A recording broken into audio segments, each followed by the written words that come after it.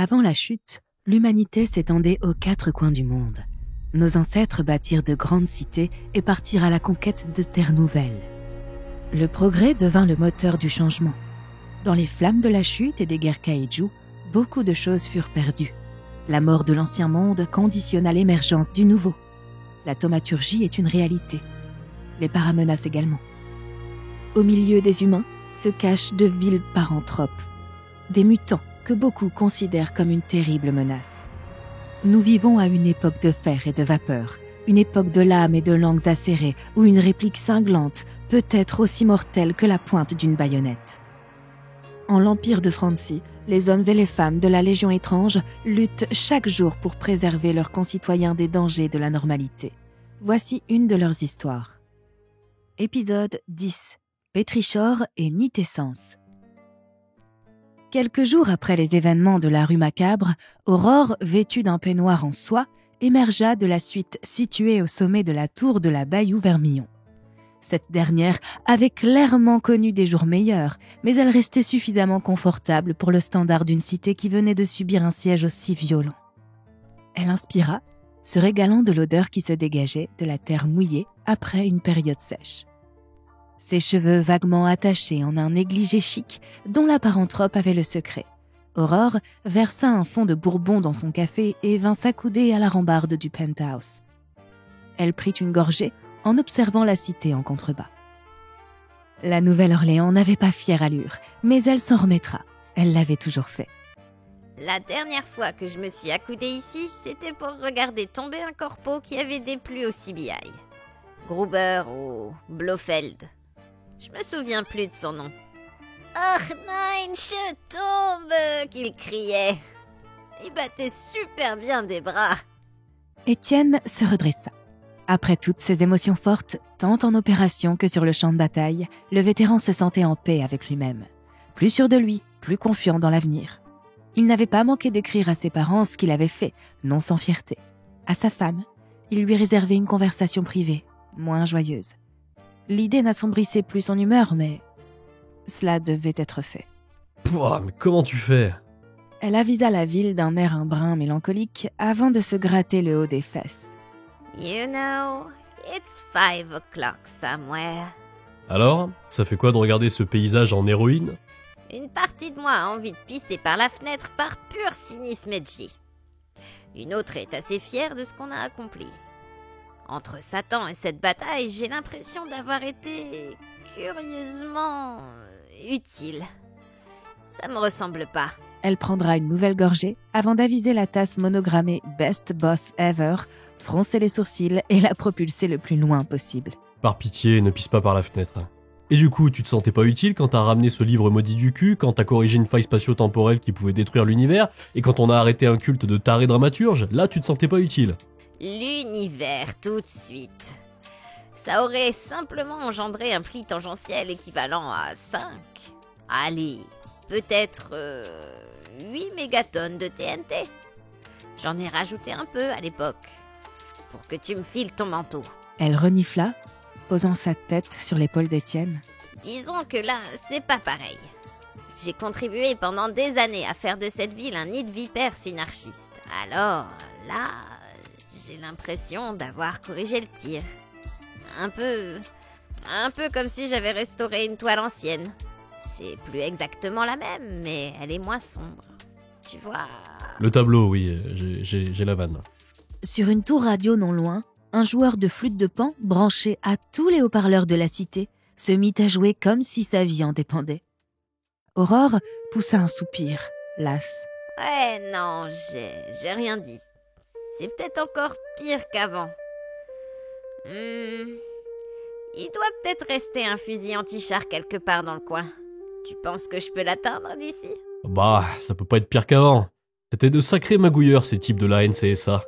Il y avait que le fric qui les intéressait au point d'éclipser toute l'humanité de leurs actes. Bah tu me diras, maintenant ils ont mis des rejetons des rois de toutes les couleurs partout. L'UST, l'Alliance polaire, le Mexique... C'est le bordel, mais je pense pas que ce soit des personnes mal intentionnées. Je pense qu'ils sont juste... ils sont cons, en fait. Mais ils sont pas mal intentionnés. Ah, ça va être drôle quand l'empereur va rencontrer l'Incal. C'est moi qui te le dis. L'homme le plus puissant d'Europe face à un mec campagne qui vole et qui affirme que tous les gens sont égaux. Non, mais sans déconner, il vole. Comment tu peux dire que... Bref. Aurore se retourna, calant ses coudes sur la rambarde. Elle se détourna du flûtiste possédé et sortit un sachet de la poche de son peignoir. Tu veux tester des champis ésotériques avec moi? Qu'est-ce que c'est que cette merde? Des champis ésotériques? Mais je me drogue pas, ma grande, et tu devrais en faire autant. Winner, don't do drugs.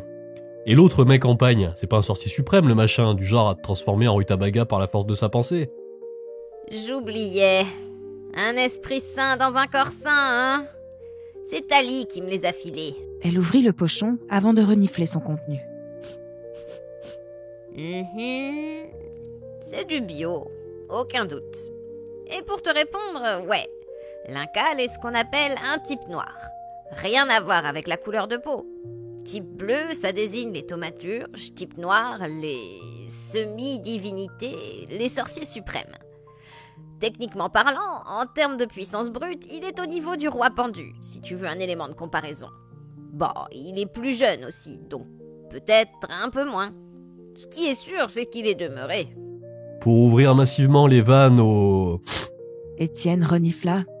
Il allait dire paranthrope, mais se reprit promptement. Sbire, du roi jaune, faut en tenir une couche.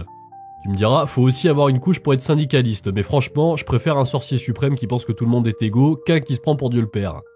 Avisant le pochon, Aurore haussa les épaules et s'enfila le contenu dans la bouche avant de le mâcher et de l'avaler. Tu sais, la fibre religieuse et moi... Tiens, c'est rigolo, on dirait des chips. J'aime bien les chips, moi. C'est bon, ça. Ah, t'es sérieuse? Tout le paquet? En plus du bourbon? La paranthrope fit la moue. Ça va, en plus, c'est nul. Ça fait aucun... Aurore resta bloquée quelques instants, les pupilles de ses yeux azurés se dilatant à l'extrême. Elle secoua la tête, comme pour chasser une mouche invisible s'étant posée sur son nez. Oh, waouh! Regardant ses mains quelques instants, elle fut secouée par un spasme qui dégénéra en rire. Ah, pas mal! Le vétéran soupira avec un fatalisme résigné. C'était pas aujourd'hui qu'on avait rendez-vous avec cette fameuse Thalie, d'ailleurs? Ça va être beau, tiens. On devait tous nous remettre une médaille, ou je sais plus trop quoi. Tiens, en plus t'es ivre et défoncé. Aurore s'ébroua pour se remettre les idées en place. Damn! Hein? Ah, t'inquiète pas, elle finira par se réveiller d'elle-même. Dira-t-elle en avisant sa chambre du menton.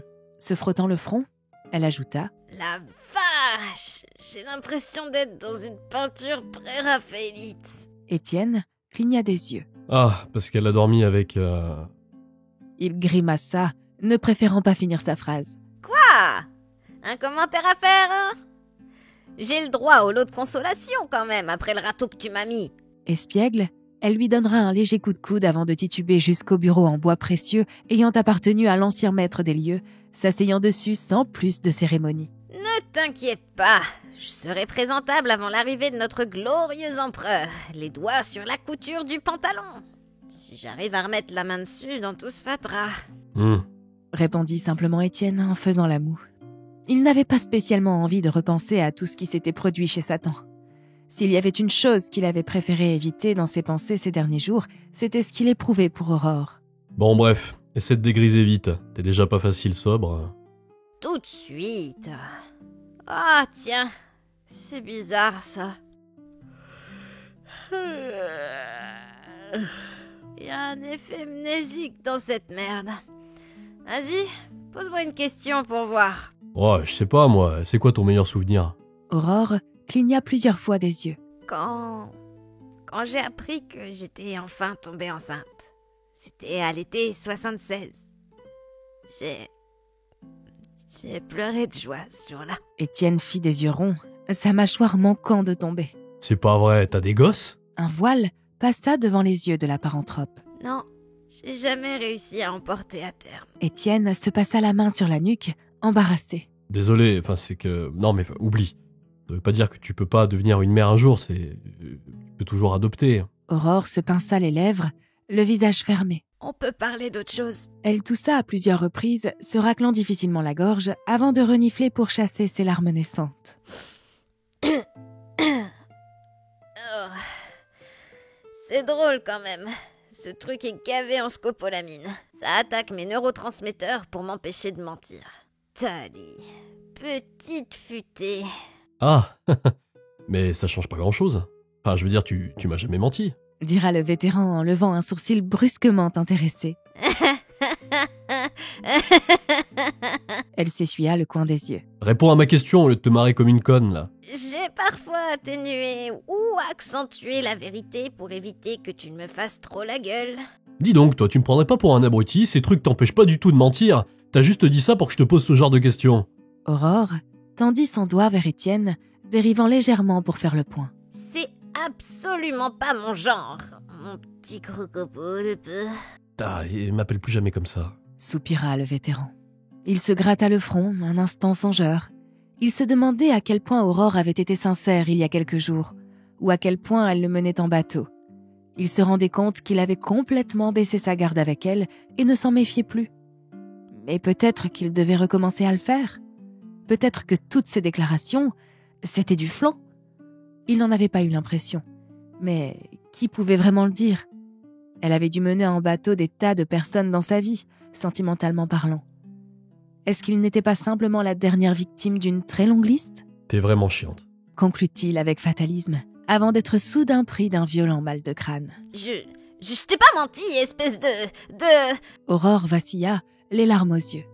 Désolée, je voulais pas entendre ça dans ta tête. Le Francien grimaça en saisissant son crâne, lâcha un grognement surpris. Il lança un regard mauvais vers Aurore en se redressant. Elle s'était introduite dans son crâne. Au fond de lui, Étienne s'était douté qu'Aurore regardait occasionnellement ses pensées de surface. Il se doutait également qu'elle savait ce qu'il ressentait. C'était logique après tout.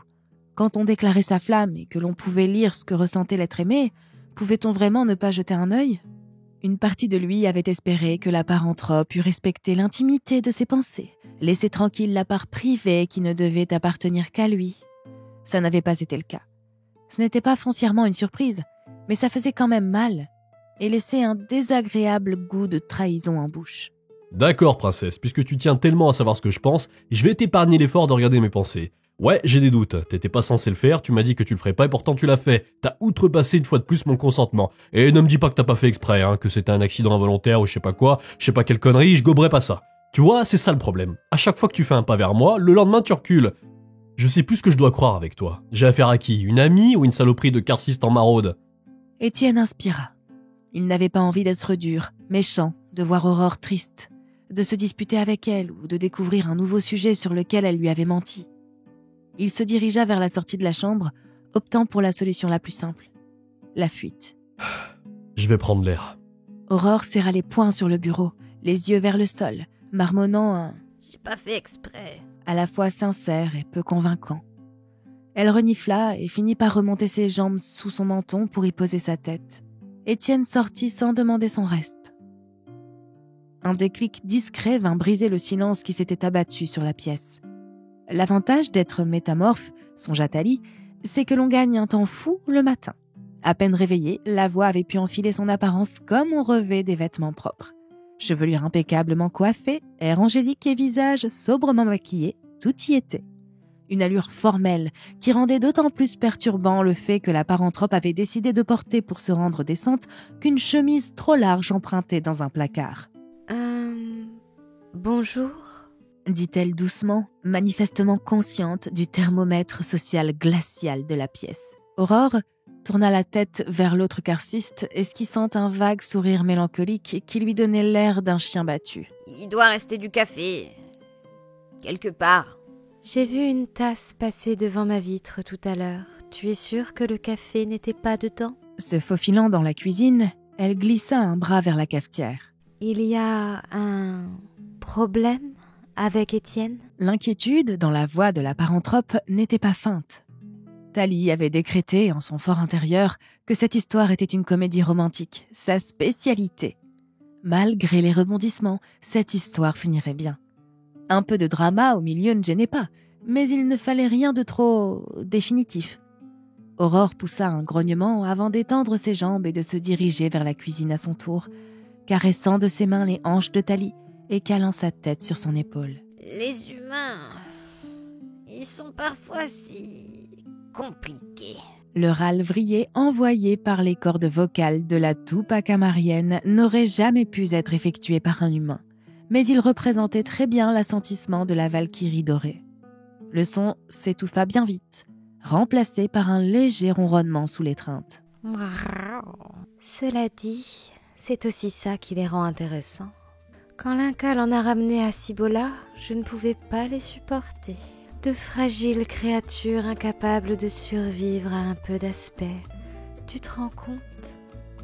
Mais maintenant que j'ai passé du temps avec eux, je comprends ce qu'ils leur trouvent.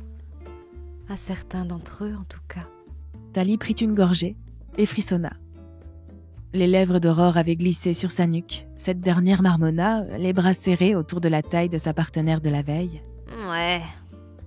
Le problème, c'est que je suis amoureuse de celui-là. Genre, vraiment. Mais qui comprend rien. Enfin, si, il a compris, mais il est toujours... Enfin, il est très... Elle ne termina pas sa phrase, préférant enfouir sa tête dans les cheveux de Thalie pour en respirer chaque arôme. Comment t'arrives à simuler du jasmin aussi bien ? Thalie ronronna un peu plus, tout en cherchant dans ses références théâtrales et vapofilmiques une façon de résoudre au mieux les situations romantiques compliquées. Pour Étienne, je crois qu'il faut juste que tu sois sincère avec lui. Sincère, Aurore. Pas tes demi-vérités tarabiscotées habituelles. Et ça implique d'être sincère avec toi-même aussi. Aurore grogna à nouveau avant de lâcher sa partenaire et se mettre en quête d'une nouvelle tasse. Facile à dire. Je suis de la lignée de Sarne, hein. J'ai appris à mentir avant de savoir marcher. Entre carcistes, c'est facile. On peut connecter nos synapses, tu sais à quoi je pense, ce dont j'ai envie et réciproquement. Tu sais où appuyer et quels endroits éviter, que ça soit physiquement ou émotionnellement. Mais avec un humain, j'ai l'impression de devoir faire attention en permanence. Ça me pompe toute mon énergie. Ah, ça oui. Mais d'un autre côté, est-ce que lui aussi, il ne fait pas attention à toi ? Aurore leva les yeux au ciel, récupérant son breuvage fumant avant de s'asseoir sur le plan de travail. Il m'a comparé à un ours une fois. Tout ça parce qu'il comprenait pas que je devais prendre des précautions élémentaires en étant intime avec un membre de son espèce. Non mais sérieusement quoi ? Elle prendra une gorgée en faisant la grimace. Thalie avait de nombreux talents cachés, mais elle était fichtrement incapable de doser correctement le café. Mais oui, on peut dire qu'il fait attention à moi. Il est mauvais pour communiquer, hein, ça changera jamais, je pense. J'ai déjà eu des conversations plus inspirantes avec une saucière à moutarde. Mais pour le reste, je pense que j'ai jamais rencontré quelqu'un comme lui ces 80 dernières années. Ah, il n'est pas très éduqué sur notre biologie, donc. En même temps, vu la mentalité en Europe sur la question paranthrope, ce n'est pas surprenant. J'imagine qu'ils sont pas nombreux, les Franciens, à s'intéresser à notre cas. Au-delà du classique, il faut brûler ces sales engeances scrogneugneux. Donc le fait qu'il soit encore là et essaie d'apprendre est déjà exceptionnel en soi. Tu m'étonnes que tu aies envie d'en prendre soin. Le regard de Thalie se fit de plus en plus enthousiaste. En plus, il est vraiment à croquer. Hey, pas touche, il est à moi. Elle rougit un peu, secouant son impressionnante corolle de cheveux. Regarde-moi. 111 balais et je me comporte encore comme si j'en avais 16. Thalie éclata d'un rire franc. Sans un mot de plus, sa silhouette inhumainement souple se glissa jusqu'à la carciste de sa harne, enlaçant son visage de ses mains en coupe pour déposer un baiser sur son front. Et c'est une grande partie de ton charme, votre noirceur. Votre noirceur ? Really ? Répondit Aurore avant de sceller ses lèvres aux siennes, faisant glisser sa langue ici, mordillant au passage là. Votre sombritude, votre manigance. Mademoiselle la voix syndicaliste, j'ai l'impression que vous essayez de vous emparer à nouveau de mes moyens de production. Ce n'est pas l'envie qui me manque. Mais, contrairement à vous, Madame la baronne, j'ai des responsabilités qui m'attendent.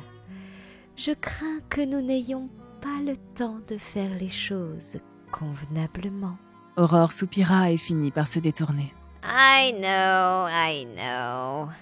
Une médaille à la con. Un discours sur l'amitié entre les peuples. J'en ai déjà marre. Allons, un peu d'entrain. Tu ne vas quand même pas bouder la victoire et jeter un froid. Le froid conserve tout, même les cons. Et les conserve parfois. Tu l'as piquée à Étienne, celle-là. On peut décidément rien te cacher. Elle se redressa, remettant en place ses vertèbres d'un grognement. En parlant d'Étienne, faut que j'aille le chercher. Mais j'ai pas non plus envie d'être ce genre de femme là. Tu vois ce que je veux dire? Le genre à courir derrière les hommes bougons? Non, en effet, ça me semble à la fois peu indiqué, ni très digne de toi. Mais une petite attention pour son retour, quand il se sentira prêt, pourrait faire des merveilles. D'un geste, Aurore passa une main dans ses cheveux et sur son visage, adoptant son apparence belle et rebelle habituelle, ses piercings savamment disposés, ses cheveux faussement négligés. Elle se mit en quête de ses sous-vêtements et de ses effets personnels éparpillés aux quatre vents. Ça aime quoi, à ton avis, les hommes bougons dans son genre? J'ai essayé de lui offrir un flingue, mais ça n'a pas marché. Un poème peut-être? Les ombres déformées par les lueurs tremblantes dansaient avec fureur sur des parois stridentes. Les retombées cycliques de gouttes en souffrance brisaient avec écho l'agonie du silence. Pas mal. Mais je ne le vois pas vraiment à l'aise avec des alexandrins. D'un coup de pied sec, Thalie attrapa une paire de bas qu'elle jeta dans la direction d'Aurore qui bataillait avec la fermeture de son corset. Vous n'avez pas vécu quelque chose de symbolique qui vous a fait vibrer tous les deux et dont tu aurais gardé un souvenir matériel par hasard?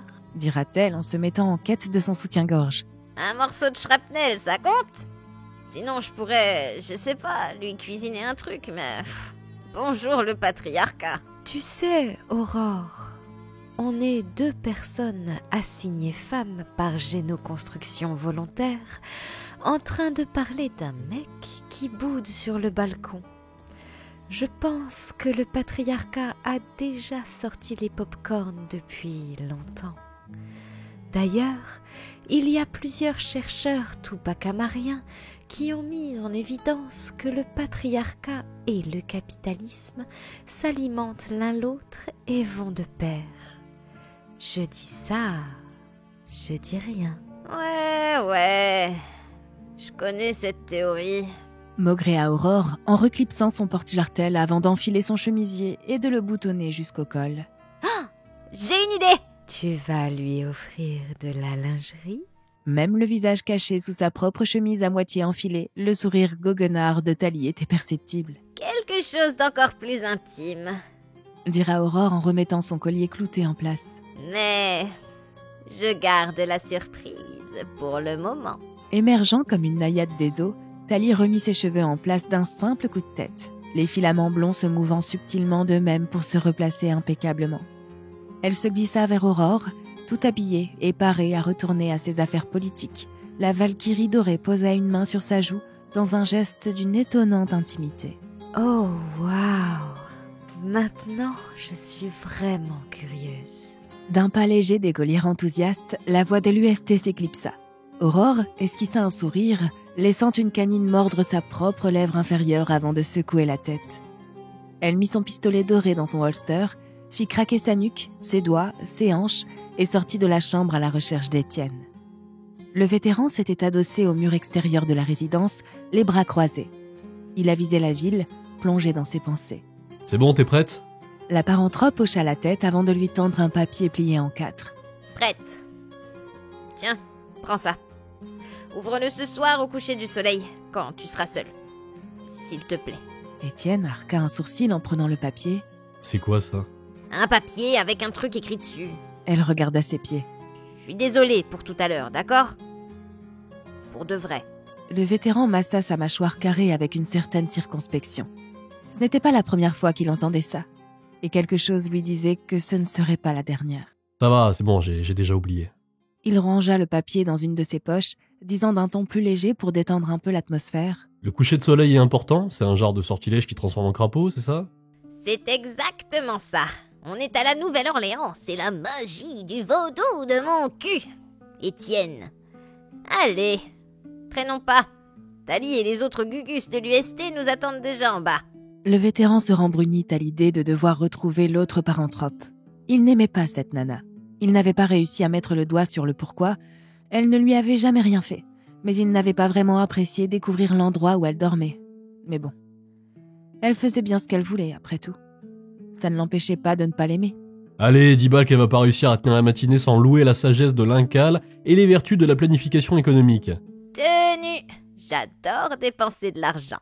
Quelques heures, remises de décoration et ronds de jambes plus tard, la nuit était torride. La moiteur ambiante du crépuscule se mêlait à l'atmosphère chargée des marais alentours. Telle une fée gracieuse, toute de blondeur chatoyante et parfum délicat, Tali passait dans les rues saluant les passants, apaisant les tensions, soutenait les travailleurs et ainsi de suite. L'aide matérielle de l'UST maintenait la ville sous perfusion le temps qu'elle se relève de cette longue période de troubles. Mais il fallait mettre un peu de foi et d'espoir dans le cœur du peuple, et cela, la fille du roi en jaune savait très bien le faire. Avec le sentiment du devoir accompli, la Valkyrie dorée gara la vapomobile au pied de l'immeuble de la Bayou-Vermillon. Tournant le rétroviseur vers son visage, elle ajusta sa coiffure, pourtant impeccable, d'une mimique humaine acquise avec le temps. Toutes les héroïnes ont besoin d'un peu de bon temps, non? Roucoula-t-elle à elle-même, en songeant à sa dernière soirée. La carciste Dumas s'était révélée une compagne nocturne à la hauteur des tumultes qu'elle attendait d'une telle relation. Rien de tel qu'une bonne guerre et une première rencontre sous haute tension. Derrière les strass et la désinvolture, leur conversation matinale continuait de tourner dans l'esprit de Tali. Elle tenait sincèrement à ce que l'histoire du mât du Boissé fonctionne. Si en plus elle pouvait creuser un peu d'amitié avec la puissante petite fille de Saarne, eh bien, c'était un très grand plus. Mais bon, l'humain était du genre coincé et grognon. Toutes les histoires que Tali avait lues sur les romances qui finissaient en apothéose étaient constellées de séquences de jalousie. Se penchant par la vitre de la vapomobile à l'approche d'Aurore, elle chassa ses préoccupations. Une bien belle création, cette Aurore, aux contours idéaux, mais également avec un quelque chose de sauvage, chaotique, mortel, qui était loin des standards polissés de Cibola. « Salut, poupée », dit-elle en baissant ses lunettes d'une façon particulièrement caricaturale, descendant artificiellement sa voix de 2 bonnes octaves. « Je te dépose quelque part ?» Aurore leva la tête de son livre. Assise sur un banc, la paranthrope s'étira la nuque, faisant cascader sa tignasse sans fin. J'aurais effectivement besoin d'un coup de main. Tout en laissant la jante de la Légion étrange s'installer côté passager, Tali la jaugea du regard rapidement. Dure journée, des choses à ventiler. Aurore jeta son exemplaire des Fleurs du Mal sur la banquette arrière. Et vos lueurs sont le reflet de l'enfer où mon cœur se plaît. Cita-t-elle avant d'ajouter. Dépose-moi au Continental. Tu te débrouilles comment pour faire l'accent mexicain? Le moteur de la vapomobile se mit à crachoter, tandis que le véhicule cahota dans un panache de vapeur et quelques étincelles. La radio, à bas volume, diffusait les tonalités locales. La Nouvelle-Orléans se réjouissait de sa survie envers et contre tout à coup de tempo latino. À plusieurs centaines de mètres de là, Étienne était occupé à se sentir à la fois partiellement stupide et partiellement maussade. Allez, concentre-toi, Étienne. Tu surveilles Aurore pour éviter qu'elle ne fasse n'importe quoi sur un coup de tête, et par n'importe quoi, tu entends des actions nuisant à votre gouvernement ou à l'humanité dans son ensemble. Ta présence est avant tout motivée par le devoir et la conscience professionnelle. Ah, purée, tout ça pour un rencard avec l'autre tâche, là. Pouah. Il lui était venu tout un tas de pensées désagréables et relativement injurieuses, avant qu'il ne s'admette que c'était là un comportement immature et stupide. Le Francien avait pris ses précautions pour ne pas se faire avoir. Il avait revêtu des habits d'ouvriers locaux de couleur terne, avec même une casquette pour aller avec. Il s'était posté dans une vapomobile sale louée pour l'occasion et avait gardé une très prudente distance de plusieurs centaines de mètres avec sa cible. J'aime pas vraiment ce que je suis en train de faire. C'est qu'un rencard après tout, j'ai ni l'envie d'en voir plus, ni l'envie de me montrer intrusif. Est-ce que je suis vraiment en train de les filer là, comme un gamin? Après tout, elles font rien de mal. Est-ce que je suis devenu aigri? Est-ce que ça vaut vraiment le coup de se comporter comme un type bizarre et de les suivre toute la soirée pour les regarder se bécoter? Putain, mais je vaux mieux que ça en fait.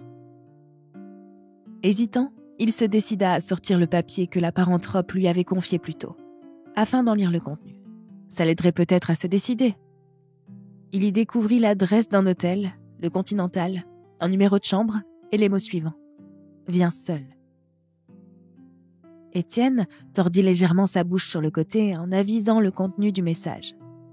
Bon, j'ai l'air con.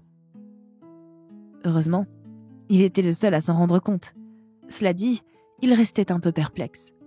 Je comprends rien, ça n'a aucun sens. Pourquoi ne pas m'avoir simplement donné rendez-vous de vive voix? Quel besoin y avait-il de me donner un papier? Par timidité? C'est pas le premier mot que je collerais sur le front d'Aurore. Et c'est pas non plus comme si on n'avait jamais passé une soirée ensemble en dehors du travail. Et puis, une chambre d'hôtel, bordel. Aurore. Difficile de pas s'imaginer tout et surtout n'importe quoi. Fait chier. Alors, c'est pas une bonne idée d'y aller, tu le sais Étienne. Mais en même temps, c'est pas non plus une bonne idée de pas y aller. Je pourrais prendre mon temps après tout, y a pas une heure indiquée. Mais de quoi enfiler des vêtements un peu plus normaux, de quoi prendre quelques verres pour se donner du courage. Ouais, du courage, ça je vais en avoir besoin. Tout en flèche, art déco, le Continental n'était pas très loin, mais il s'était approché à une vitesse déraisonnable. Tali conduisait à tombeau ouvert. Le crissement des pneus fut accompagné par le soufflet du moteur, entouré d'un panache de vapeur. Ok, agent Dumas. Tu as ce qu'il faut niveau fringues ou je dois faire venir mon stock personnel? Il me faut ta plus belle robe, du rhum, du cola. Attention, je veux celui avec du vrai sucre, pas tes machins sans goût de syndicaliste là. Du riz, du poulet, des crevettes, des saucisses et... et puis merde, tout ce qu'il faut pour un jambalaya. Tu te débrouilles. Elle avisa la façade de l'hôtel. Il avait un peu dégusté pendant les bombardements, mais les étages supérieurs étaient encore plus ou moins en place. Et dire que je possédais cet établissement à une époque. Je compte bien lui donner une dernière soirée de prestige avant que tes sbires ne le transforment en logement social. Elle s'extirpa de la voiture. Merci, Tali. Vraiment. Je te revaudrai ça. Ah, si tu peux prendre l'apparence d'un vieux latino pour gérer l'accueil et le service à table ce soir, ça m'arrange. J'ai pas mon rosé pamplemousse sous la main. Mais tu feras l'affaire. Rosé qui?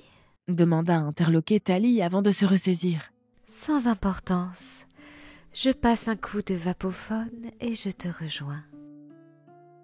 Tali bondit hors du véhicule et s'élança vers l'accueil. Les équipes de l'UST qui étaient venues évaluer les dégâts étaient parties. Fort heureusement, les Connecticut Vapotel n'étaient pas coupés. Tandis qu'Aurore entrait dans son habituelle démarche de « je fais semblant de n'être pas pressée tout en allant vite », Tali décrocha le combiné. « Sergent Mamachetala, ici la voix Tali. Code d'identification Alpha Romeo Tango 78. Oui. Oui, c'est grave à ce point-là. Laissez tomber ce que vous êtes en train de faire et prenez votre véhicule le plus rapide. Allez dans mes quartiers, récupérez ma malle, oui. Celle avec des petits lapins dessus. Et apportez-la illico presto au Continental. Action, soldats! Et plus vite que ça! L'aide de camp, un peu choqué d'entendre pour la première fois la douce Tali lui crier dessus, s'élança à travers la ville. La voix passa d'autres commandes à l'aérodrome, au quartier général, ainsi qu'auprès de quelques individus douteux qui lui devaient une très grosse faveur. Une dizaine de minutes plus tard, la jeune femme rejoignit Aurore avec 2 bouteilles de rhum et de cola. Le reste arrive, promis. C'est fou ce que l'on peut trouver au marché noir. C'est criminel. Servant 2 verres d'un fond de rhum, elle apporta sa dose à la carciste. Pour vérifier qu'il est bon et pour le courage. Un claquement de glaçons et une gorgée bien raide plus tard, les chenilles et la turbine d'un véhicule blindé se firent entendre en bas de l'hôtel. Ah, pas si lent finalement. Ne bouge pas, j'arrive. J'ai besoin d'un peu de temps toute seule pour me préparer et pour cuisiner. Si Étienne arrive en avance, je compte sur toi pour le retenir. Aurore descendit son verre d'une traite avant d'embrasser la joue de Thalie. Revenue avec malle, bagages, sacs de course et autres, la paranthrope hésita sur le pas de la porte. Dis, c'est obligé d'être un vieux Mexicain. Ça pourrait pas être une magnifique serveuse locale qui lui permettrait de prouver qu'en dépit des apparences extérieures, il n'a Dieu que pour toi. Le visage de la Valkyrie était manifestement plein d'un espoir un peu vain quant à la réponse d'Aurore. Soit, mais pas trop jolie non plus, hein. Et doucement sur les phéromones. Tu cocottes un peu trop, espèce de catin des Andes. Ah, le sang soit loué, merci, merci. D'un dégagement d'aspect, la Valkyrie dorée se mit à changer, laissant son corps adopter de nouvelles formes. Un visage latino-américain se posa sur ses traits caucasiens. Tandis que ses membres s'allongeaient et se raccourcissaient, un bras nouvellement bronzé attrapa un tailleur de majordome et l'enfila en pleine restructuration vertébrale dans un concert de craquements d'os et de chitine. La nouvelle forme de Thalie était loin d'être banale. Manifestement, la Valkyrie dorée avait peu de notions sur ce que « pas trop joli » voulait dire. Seule ombre au tableau, les cheveux dorés de la paranthrope restaient toujours aussi magnifiquement chatoyants. D'un geste habile, elle déplaça sa masse capillaire en un chignon ordonné et dissimula partiellement le tout sous une petite toque hôtelière. « Je pars à l'accueil, » dit-elle sans plus de cérémonie. « et je te sonne si je suis en train de faire attendre ton invité. » La voix Nolan s'enfuit dans les couloirs de l'hôtel, surexcitée par l'événement capital qui se profilait. Aurore souffla sur une mèche blanche qui tomba devant ses yeux azurés. Elle aimait bien Thalie, beaucoup trop intelligente et curieuse pour son propre bien. La carciste se dirigea vers la salle de bain, prit une grande inspiration et retira le collier à pic autour de son cou. Aurore Henriette Dumas-Davy de la pailleterie, ce n'est pas le moment de se foirer à présent. Depuis le miroir de la salle d'eau, son reflet croisa les bras sur sa poitrine. Tu forces un peu, non? C'est pas le moment. C'est jamais le moment avec toi. T'es une voix dans ma tête et je te parle à voix haute, c'est pas déjà suffisant? Je suis un peu plus que ça et tu le sais très bien. Je pourrais t'aider? C'est ça. M'aider comment? Je suis en train de faire n'importe quoi. Tu veux pas juste me laisser sombrer en paix?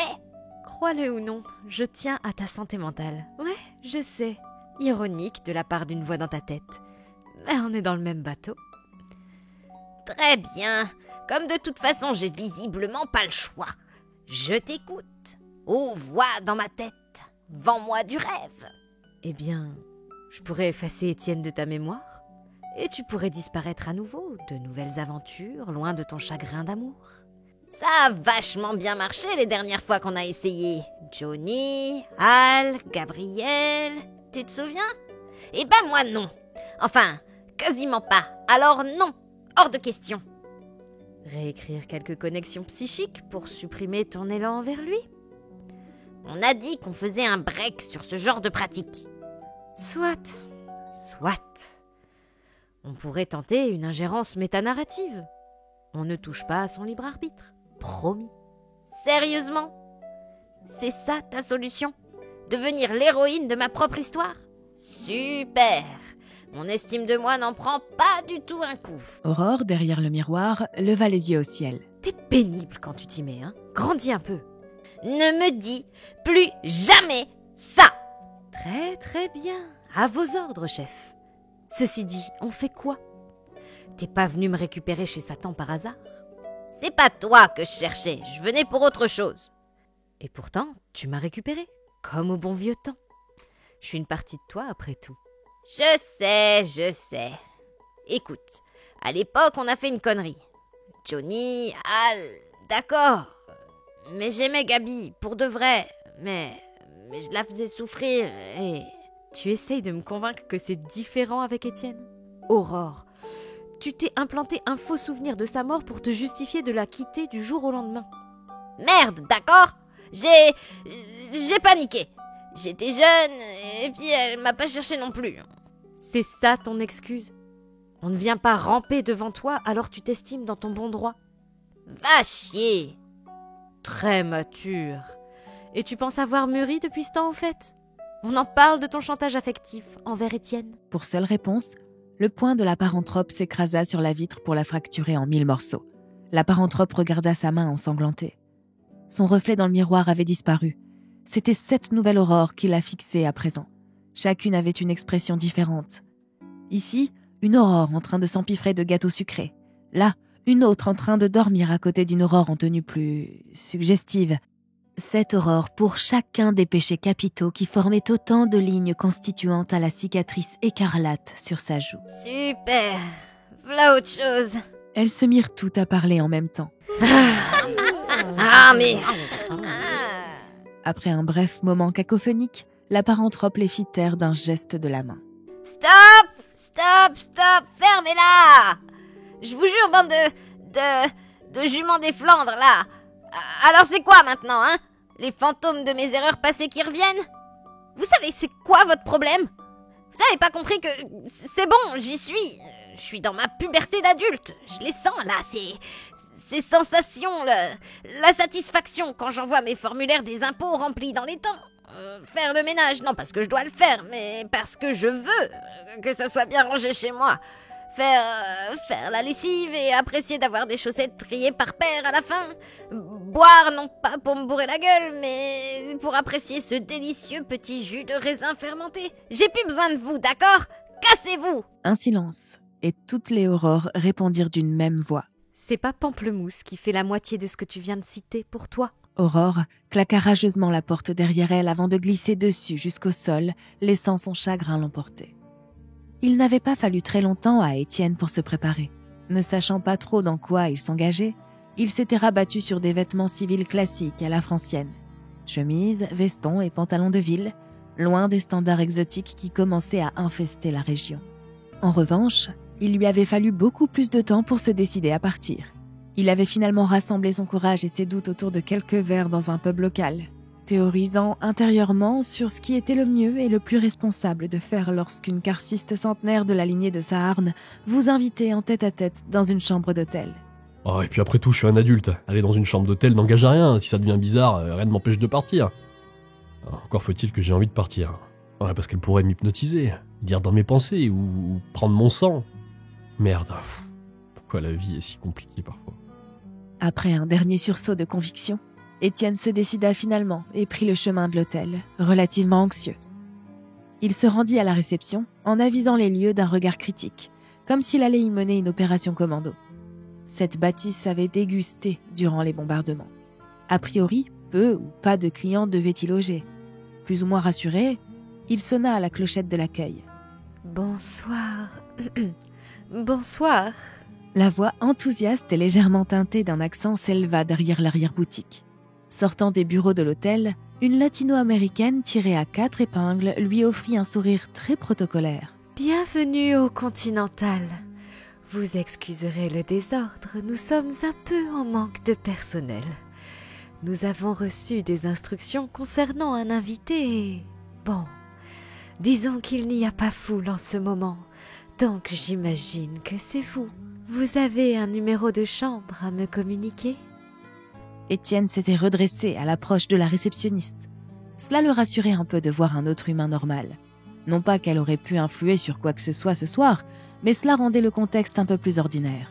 Des instructions concernant un invité, hein? Rien de trop compliqué, j'espère. Chambre 203, Duboisset. Étienne Duboisset. Le vapophone sonna sur le bureau de l'accueil.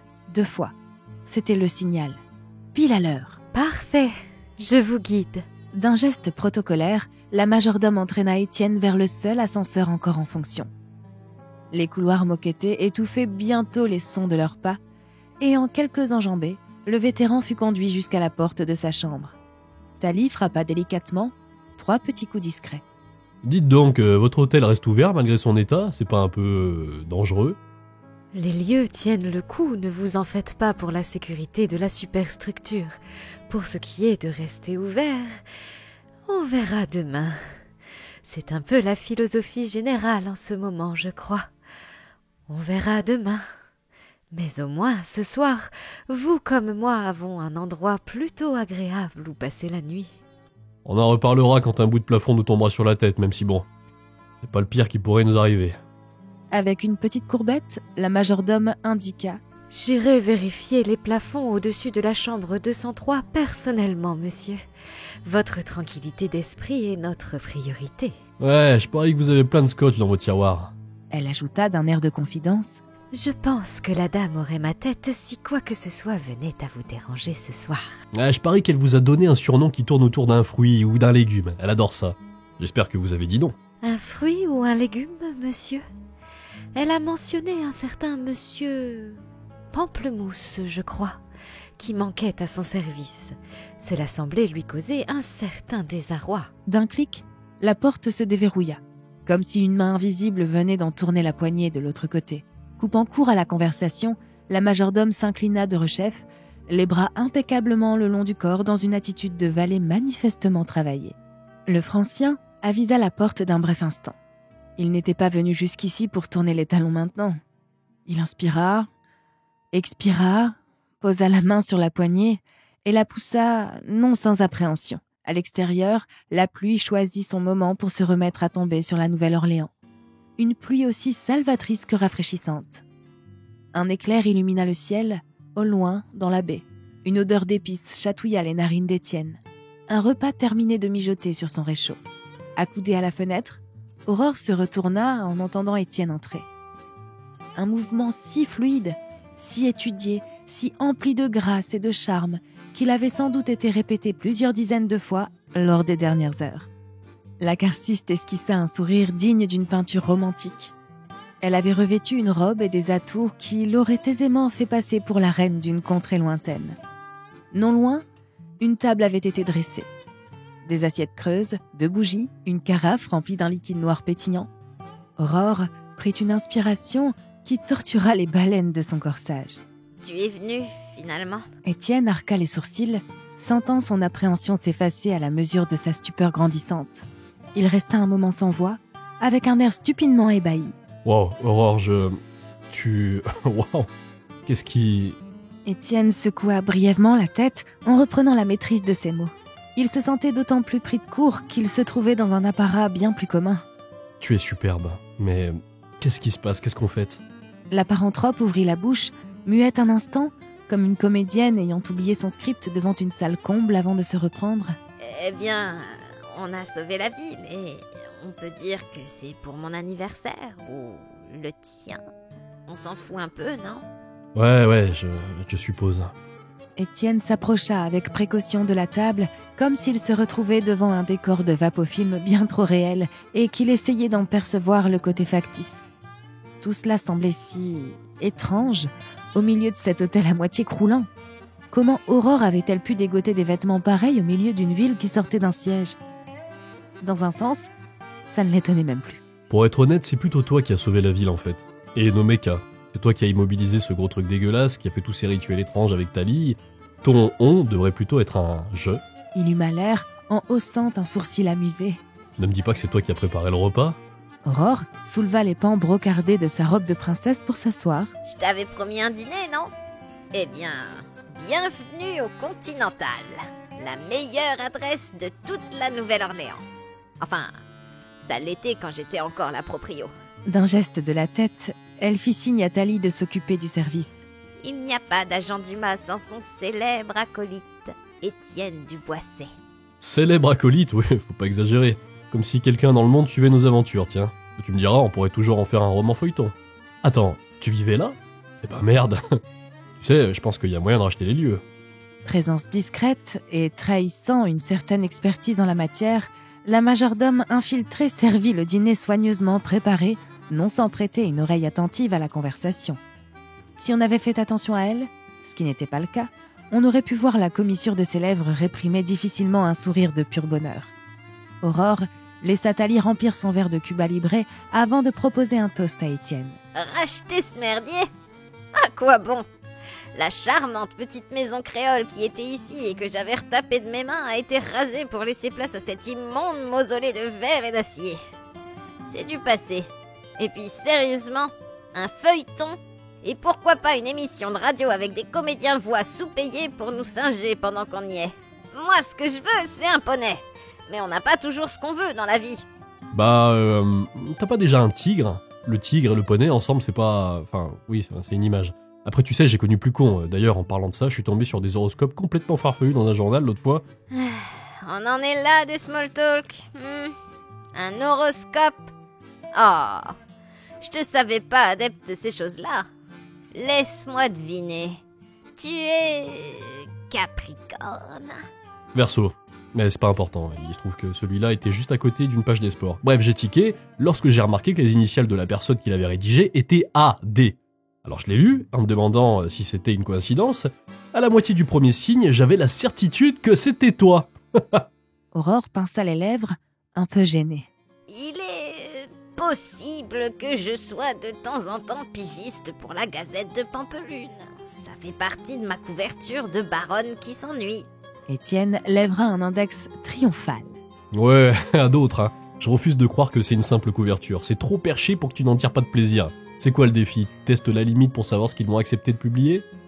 I mean, maybe. Après, je dis aussi des trucs vrais dedans, hein. Bon, pas sur l'horoscope, ça c'est bullshit. Mais mes articles intitulés « Aucun rapport » ont un vrai fondement scientifique. Étienne acquiesça rapidement. À dire vrai, il ne les avait pas forcément lus avec la même attention que l'horoscope rigolo. Donc on a quoi? Pigiste, espionne, agent spécial, meneuse de révolte, vétérinaire, comédienne, chanteuse. Je vais bientôt plus avoir assez de doigts pour compter. Y a un truc que t'as jamais testé dans ta vie, à part Capitaine Pirate? Elle se tapota le menton. J'ai jamais été prof ou tout autre boulot lié de près ou de loin à des enfants. Ma femme est prof. Enfin, enseignante. À l'entendre, elle manque de moyens, n'a pas de reconnaissance des parents d'élèves, de sa hiérarchie, des gamins. Elle est débordée et sous-payée, mais pourtant, elle a jamais songé à changer de boulot. Va comprendre. Il y a des boulots, c'est juste des vocations. Tu te lances et puis...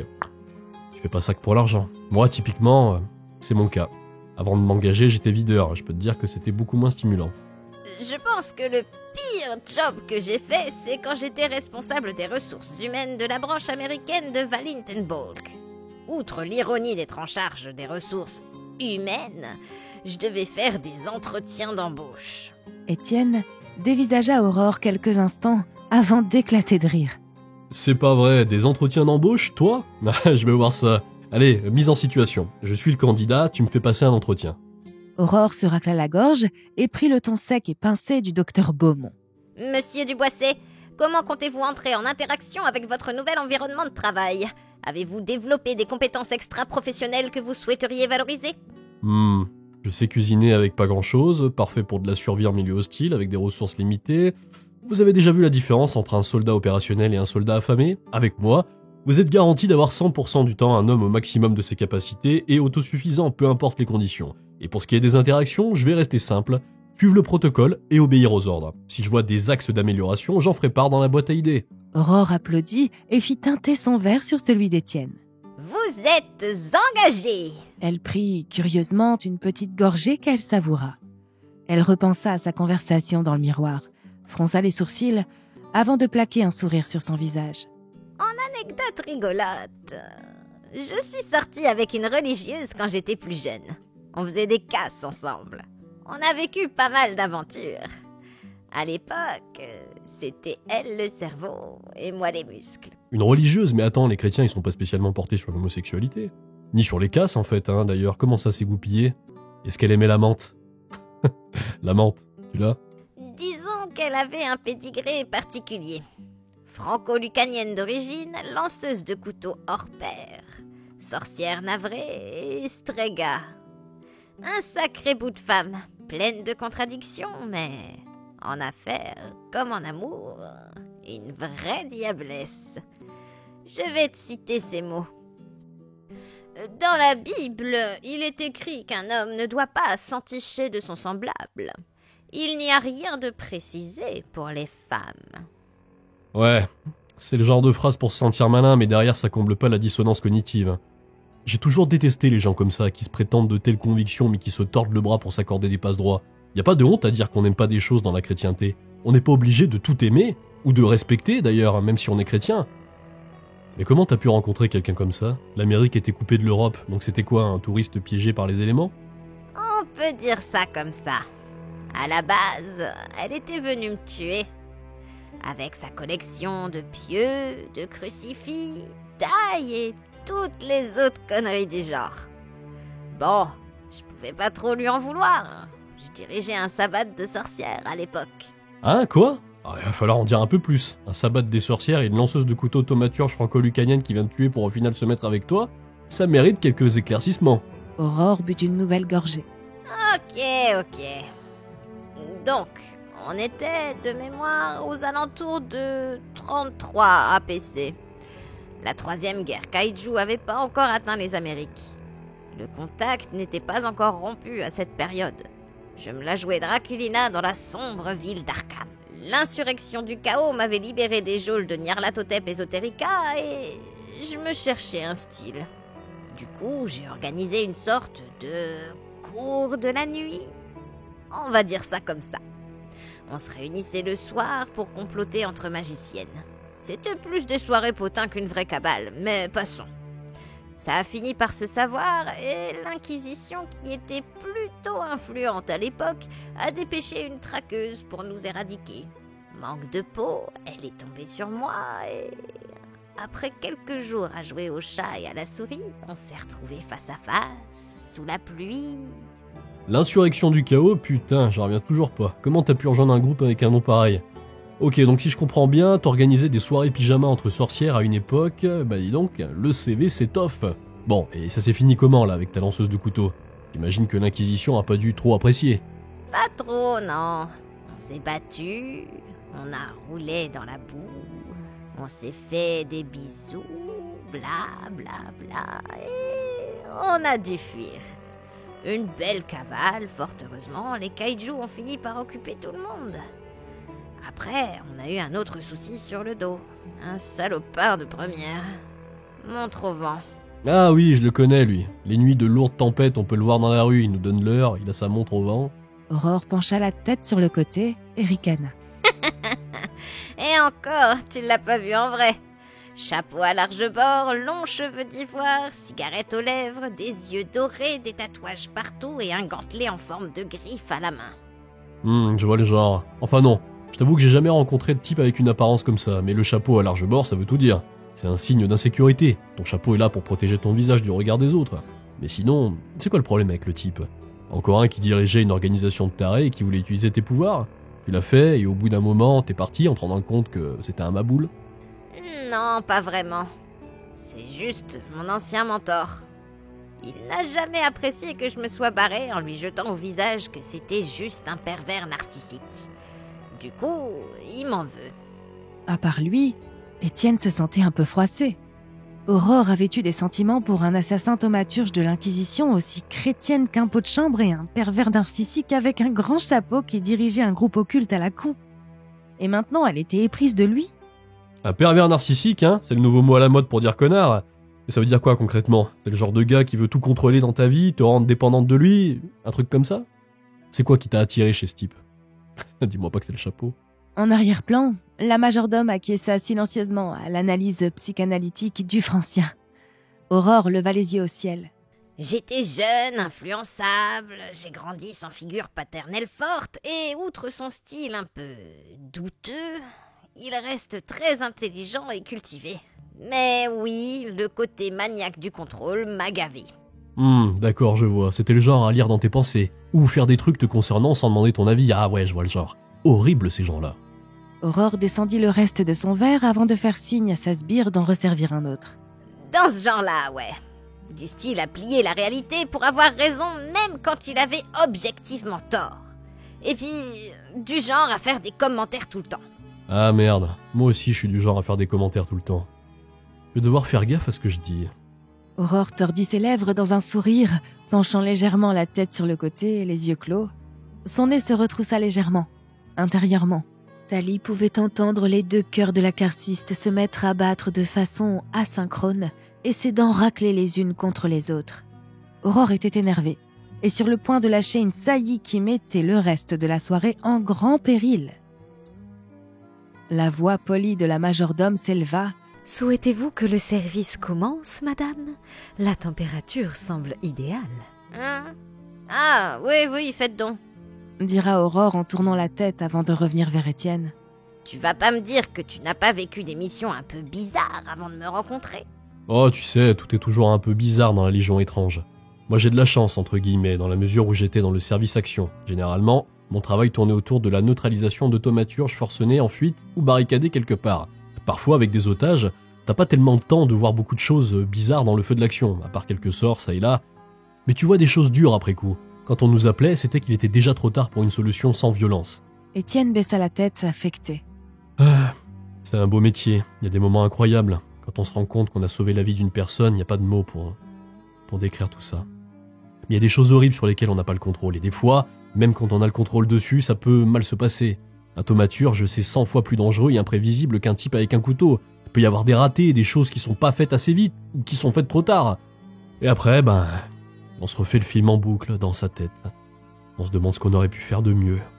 D'une perpétuelle remise en question. Donc ouais, je dis pas que j'ai eu mon lot de missions bizarres, juste que... sacré boulot quoi. Cherchant visiblement à égayer la pièce, Aurore plongea sa cuillère dans son plat mijoté. Mange pendant que c'est chaud. J'espère que ça sera bon. Après avoir porté une bouchée à ses lèvres, elle demanda « Ce serait quoi ton moment le plus incroyable de cette période-là » Étienne se gratta la joue, un peu embarrassé. Ouais, désolé, j'ai plombé l'ambiance. La vache, c'est super bon. Et t'as rien à envier à Pamplemousse, il faudrait que tu fasses ça plus souvent. Il se gratta ensuite le menton, songeur. Le plus incroyable moment ?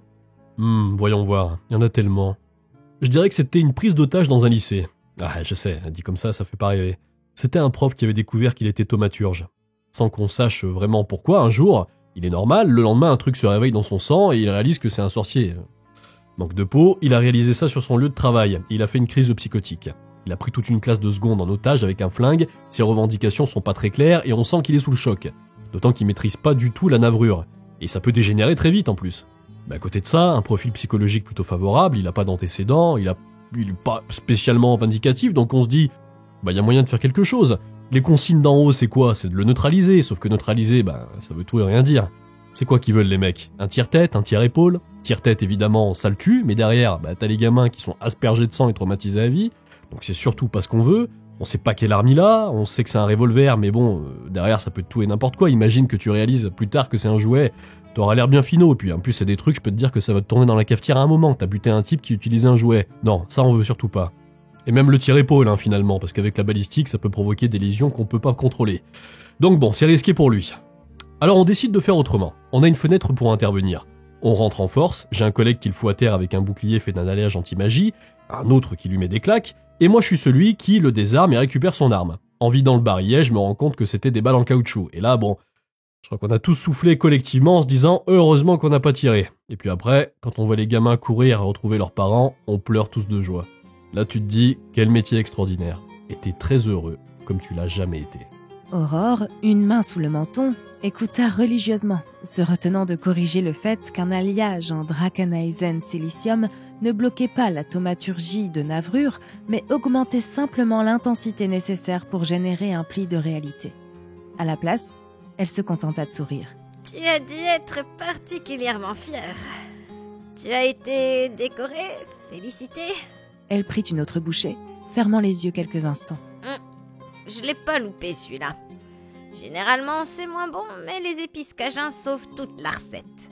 C'est compliqué d'en trouver en Francie. Celui-là ? Parce qu'il y a eu des patients zéro moins chanceux ? Mais ouais, on a tous eu une citation ce jour-là. J'ai pas eu plus qu'un autre parce qu'on a tous agi en équipe et que j'ai pas été plus héroïque ou utile que mes collègues. J'ai des médailles, mais bon, tu sais, parfois tu reçois des médailles pour des choses qui n'ont aucune valeur pour toi et parfois t'en reçois pas pour des moments qui t'ont bouleversé, enfin bon. Les médailles, on s'en fiche un peu, c'est de la merde. Et je crois qu'un bon militaire se doit d'être un peu plus pudique dessus. On fait pas ça pour les médailles, la gloire ou l'argent, enfin... C'est ce que je pense, moi, en tout cas.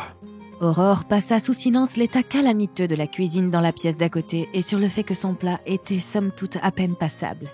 Elle avait dû tricher un chouïa avec ses pouvoirs pour lui donner la saveur inimitable qu'Étienne ressentait sur ses papilles. Je partage ce sentiment.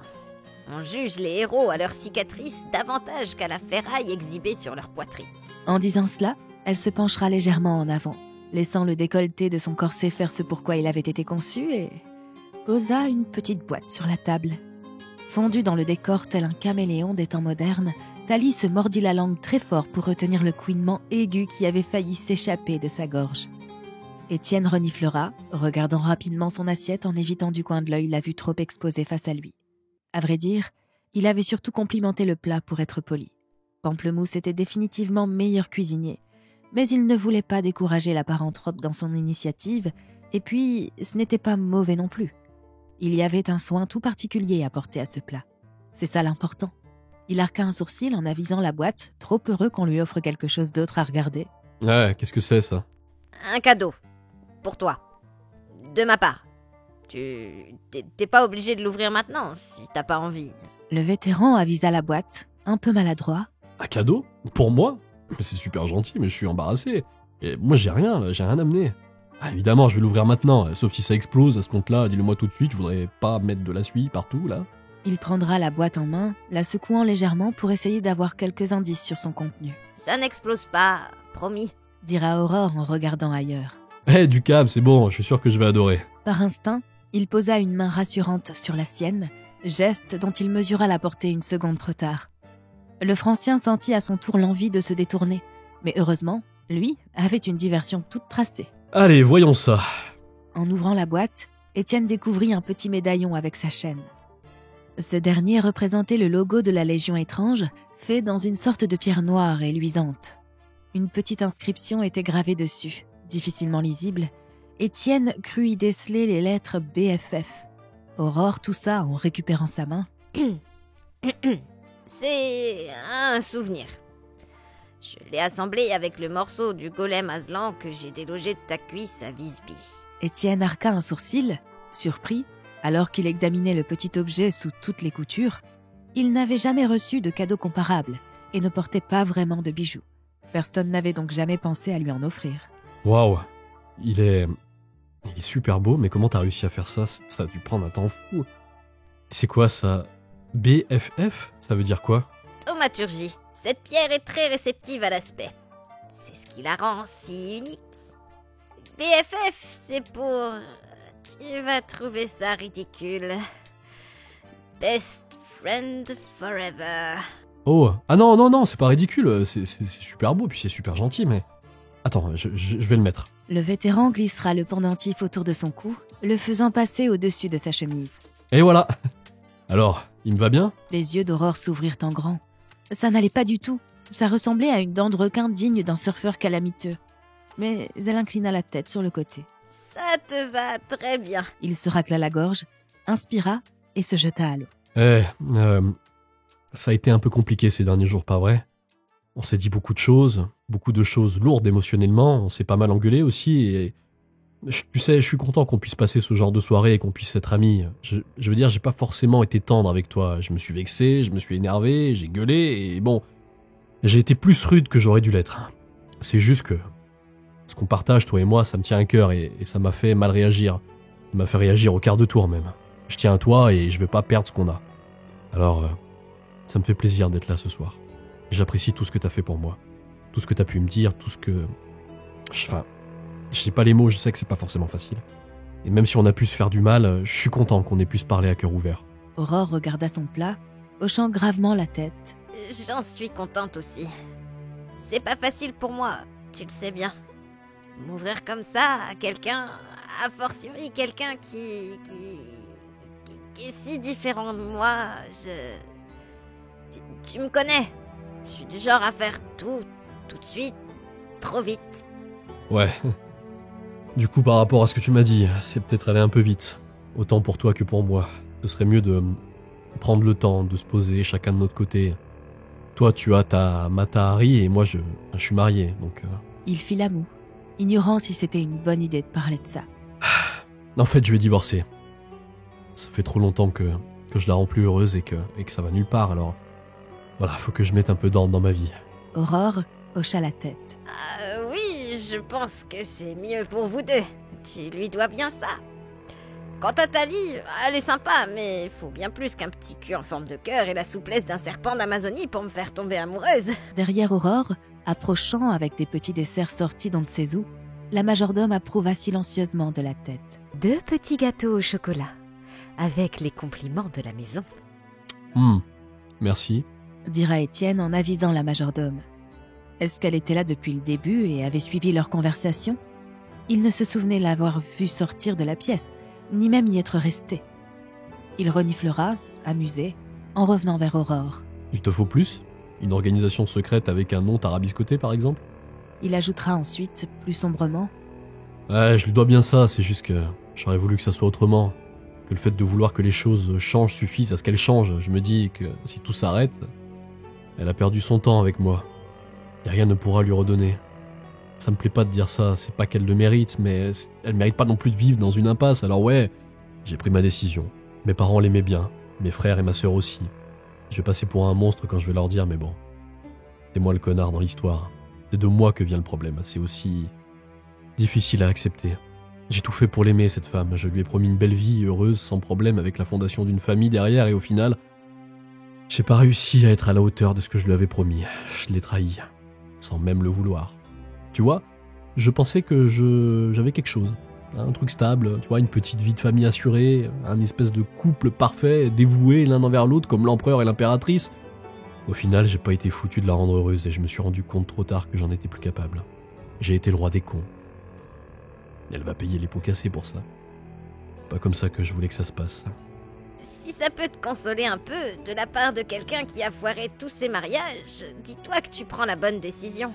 Faire durer le calvaire, ça sert à rien. Sacré tandem, hein. Plus de mariages foirés que d'enquêtes résolues à notre actif. Aurore reprit une gorgée de son Cuba Libre avant de répondre.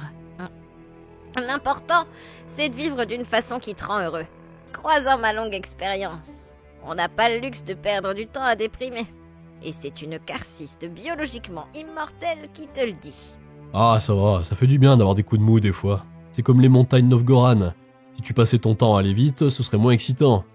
Les moments où les wagons ralentissent sont importants aussi. Je dirais que dans la vie c'est pareil. Si on se prend pas le temps d'être triste, on perd des occasions d'introspection, de réflexion, on savoure moins quand ça va bien. Je dirais que c'est important dans la vie de déprimer. Bah après, c'est comme tout, attention, faut le faire avec modération, si tu le fais tous les jours c'est qu'il y a un souci. Mais toi par exemple, c'est quoi ta manière de vivre d'une façon qui te rend heureuse ? Si je me trompe pas, t'as pas une vie très stable, t'as essayé plein de trucs. C'est ce changement qui te rend heureuse ou bien tu cherches encore à te poser mais t'as pas tout à fait trouvé le bon contexte ? Comme toute bonne héroïne de saga, j'ai eu mon épisode à la ferme. C'était pas fou. Je pense que je suis faite pour bouger. Je le ressens au fond de moi. Ça fait partie intégrante de ce que je suis. Par contre, j'aime aussi le confort. Si j'avais pas le mal des transports, je passerais ma vie dans un train de luxe à sillonner le monde. Je pense qu'avec le temps, j'apprécie de plus en plus les petites choses. Me réveiller le matin à côté de l'une de mes valkyries. Prendre un café pendant qu'une autre me masse les pieds. Caresser Tigrou en lisant les nouvelles du monde. Me mettre sur la terrasse au soleil. Profiter du vent marin pour écrire un article pour la Gazette de Pampelune. Réfléchir à comment m'habiller. Me faire habiller. Changer d'avis. Trouver la bonne tenue. Te retrouver pour une mission. Ce genre de petites choses. Les plaisirs simples et accessibles de la vie, caresser son tigre de compagnie, se faire habiller, se faire masser les pieds. Au petit bonheur du quotidien, plus important que les gros. Aurore s'attaqua au dessert. C'est pas mal. Je suis pas chocolat d'habitude, mais celui-là, il fond sur la langue. Il vient d'où, señorita ? La majordome fit une petite révérence. C'est du chocolat importé, madame, d'Amérique du Sud. La pâtisserie est faite maison. Et surtout, avec pas mal de manipulations d'aspect, songea intérieurement Thalie sans en piper mot. Mais tout était bon pour mettre dans les meilleures dispositions les 2 cibles de sa machination romantique. Ces précisions faites, elle commença à débarrasser le service, se préparant à laisser les 2 partenaires en tête-à-tête. Amérique du Sud ? J'ai pas envie de savoir dans quelles conditions ils l'ont fabriqué. À genoux dans un champ de cacao, sous la férule d'un ayatollah en train de lire du Karl Marx dans un haut-parleur, à n'en pas douter. Ne pipant mot tout en se mordant la lèvre, Thalie continua de simplement ranger la vaisselle en arrière-plan. Quel continent de tarés, y'en a pas un pour rattraper l'autre. Tu vois qu'on nous envoie là, ça m'étonne pas. Mais le maréchal Lannes, l'héritière impériale, la fine fleur de nos mechas, qu'est-ce que l'empereur peut bien espérer de ce coin pour déployer autant de force ? Et encore, il savait à quel point les syndicalistes sont ouverts d'esprit. Le Francien, lui, préférait ne pas rentrer dans les détails, ignorant à quel point la majordome était au courant de la situation. Elle semblait en tout cas au courant pour la vraie nature d'Aurore. Eh ben je peux te dire qu'il ferait une syncope. Ça m'emmerde cette histoire. La Francie a l'air d'être sur le point de signer je sais pas quoi avec ces types. Les ennemis de mes ennemis sont mes amis. C'est un adage vieux comme le monde. Je n'aime pas les syndicalistes, mais j'aime encore moins ces enfoirés de l'ordre de la Croix-Noire ou ces tarés de nostalgiques des NCSA. Elle se pencha en avant et chuchota. Ne t'en fais pas pour la serveuse. Elle aura oublié la soirée, tu peux parler librement. Étienne acquiescera. Ouais, ok. Le problème, c'est que les gentils bolcheviks, la moitié d'entre eux sont pas humains et sont les descendants de dingues sur lesquels on enquête depuis un moment. Ils sont pas fiables. Ça pourrait mener à une catastrophe si la Francie se retrouvait mêlée à tout ça. Mais ça, l'empereur, il le sait pas. Tu crois vraiment qu'il aurait le même raisonnement s'il savait la vérité et rester là à rien dire? C'est regarder son pays foncer dans le mur. Mais tout dire, c'est laisser les communistes révéler ce que tu es publiquement. J'ai pas l'impression qu'il y ait de bonnes options. Si ça peut te rassurer, Tali ne dira rien. Elle n'a pas vraiment le choix. Déjà parce que ce n'est pas dans la norme des choses de révéler ce genre d'informations entre paranthropes. Ensuite, parce qu'elle sait que je suis une carciste de Sarne et qu'on ne trahit pas les adeptes de l'ombre lovée sans en payer de lourdes conséquences. Faisant tourner sa cuillère, elle passera la langue sur une canine pointue. Il vaut mieux que l'empereur sache la vérité en amont qu'il le découvre de la bouche de l'Incal. Mais il ne faut pas dramatiser les faits. L'Incal s'est entouré de paranthropes utiles et volontaires, comme d'autres dirigeants avant lui, pour lutter contre des menaces bien pires encore. C'est pas vraiment ce qu'elle a dit. Elle a dit que Yupa Bloom, il avait accueilli plein de paranthropes, comme ça. Pour autant que nous le sachions, il peut y avoir n'importe quoi dans le tas. Des utopistes, des sympathisants de la Ligue Noire Sibérienne et même des sbires du roi pendu. Alors ouais, faut pas dramatiser les faits, mais bon, faut pas les amoindrir non plus. La réalité, c'est qu'on sait pas ce qui se passe en coulisses. Et ça déjà, tu vois, c'est pas bon signe. T'es sûr de ton coup? Si ça doit te compromettre, je préfère ne rien dire. Elle se gratta le menton, songeuse. Alors ne disons rien pour le moment. On a suffisamment d'informations pour trouver la tanière du roi pendu et le neutraliser. On s'occupera du roi en jaune s'il menace la Francie un autre jour. Un gros poisson à la fois.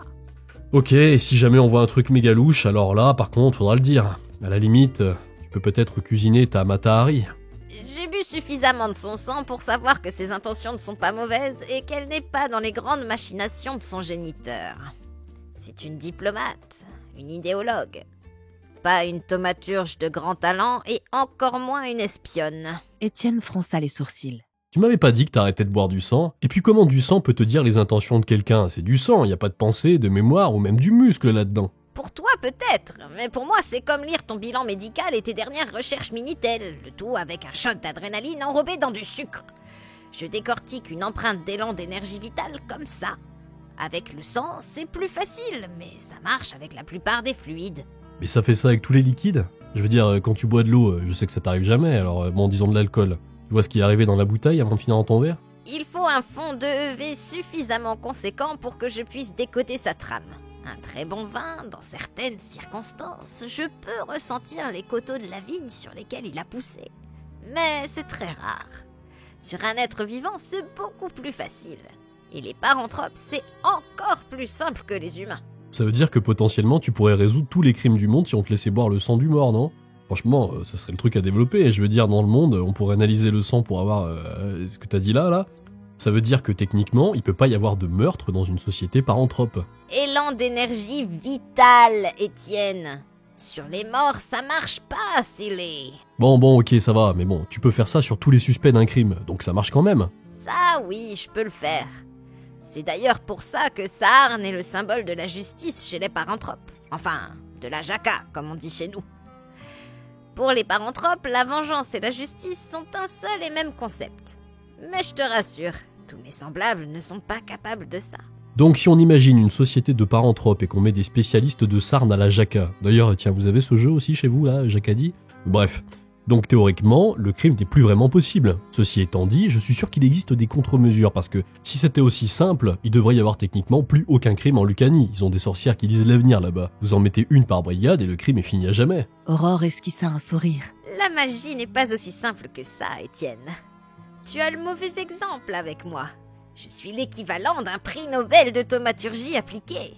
Le thaumaturge lambda, il est du genre à tomber dans les pommes en réfléchissant à la théorie de tout ce que je suis capable de faire. Pour les Strega, c'est encore pire. Elles ne lisent pas le destin, elles travaillent sur des probabilités. Le Francien se gratta le crâne.